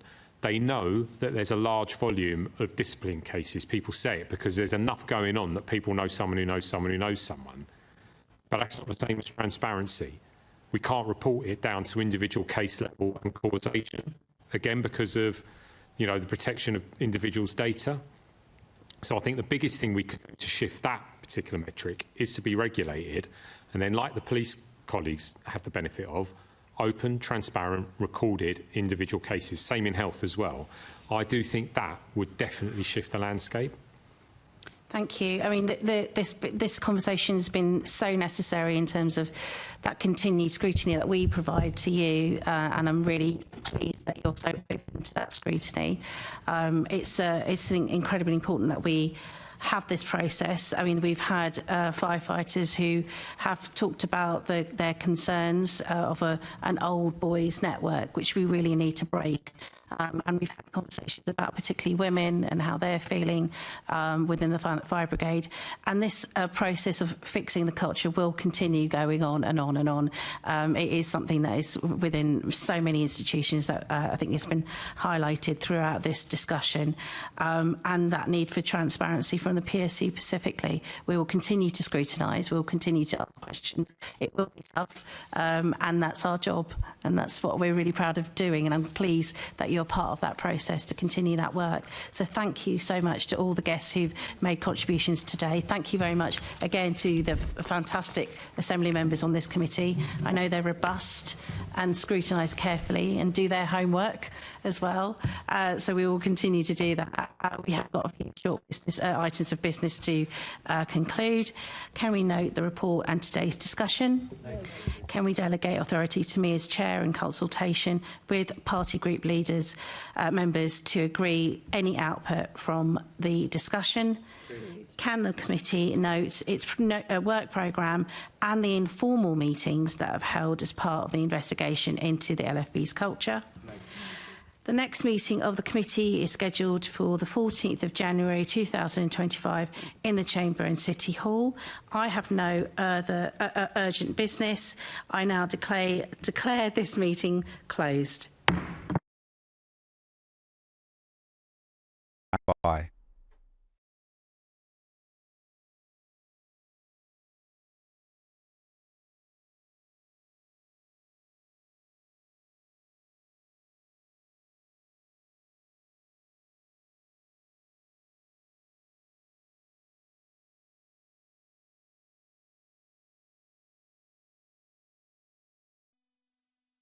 This is the broadcast from City Hall, the home of the Greater London Authority.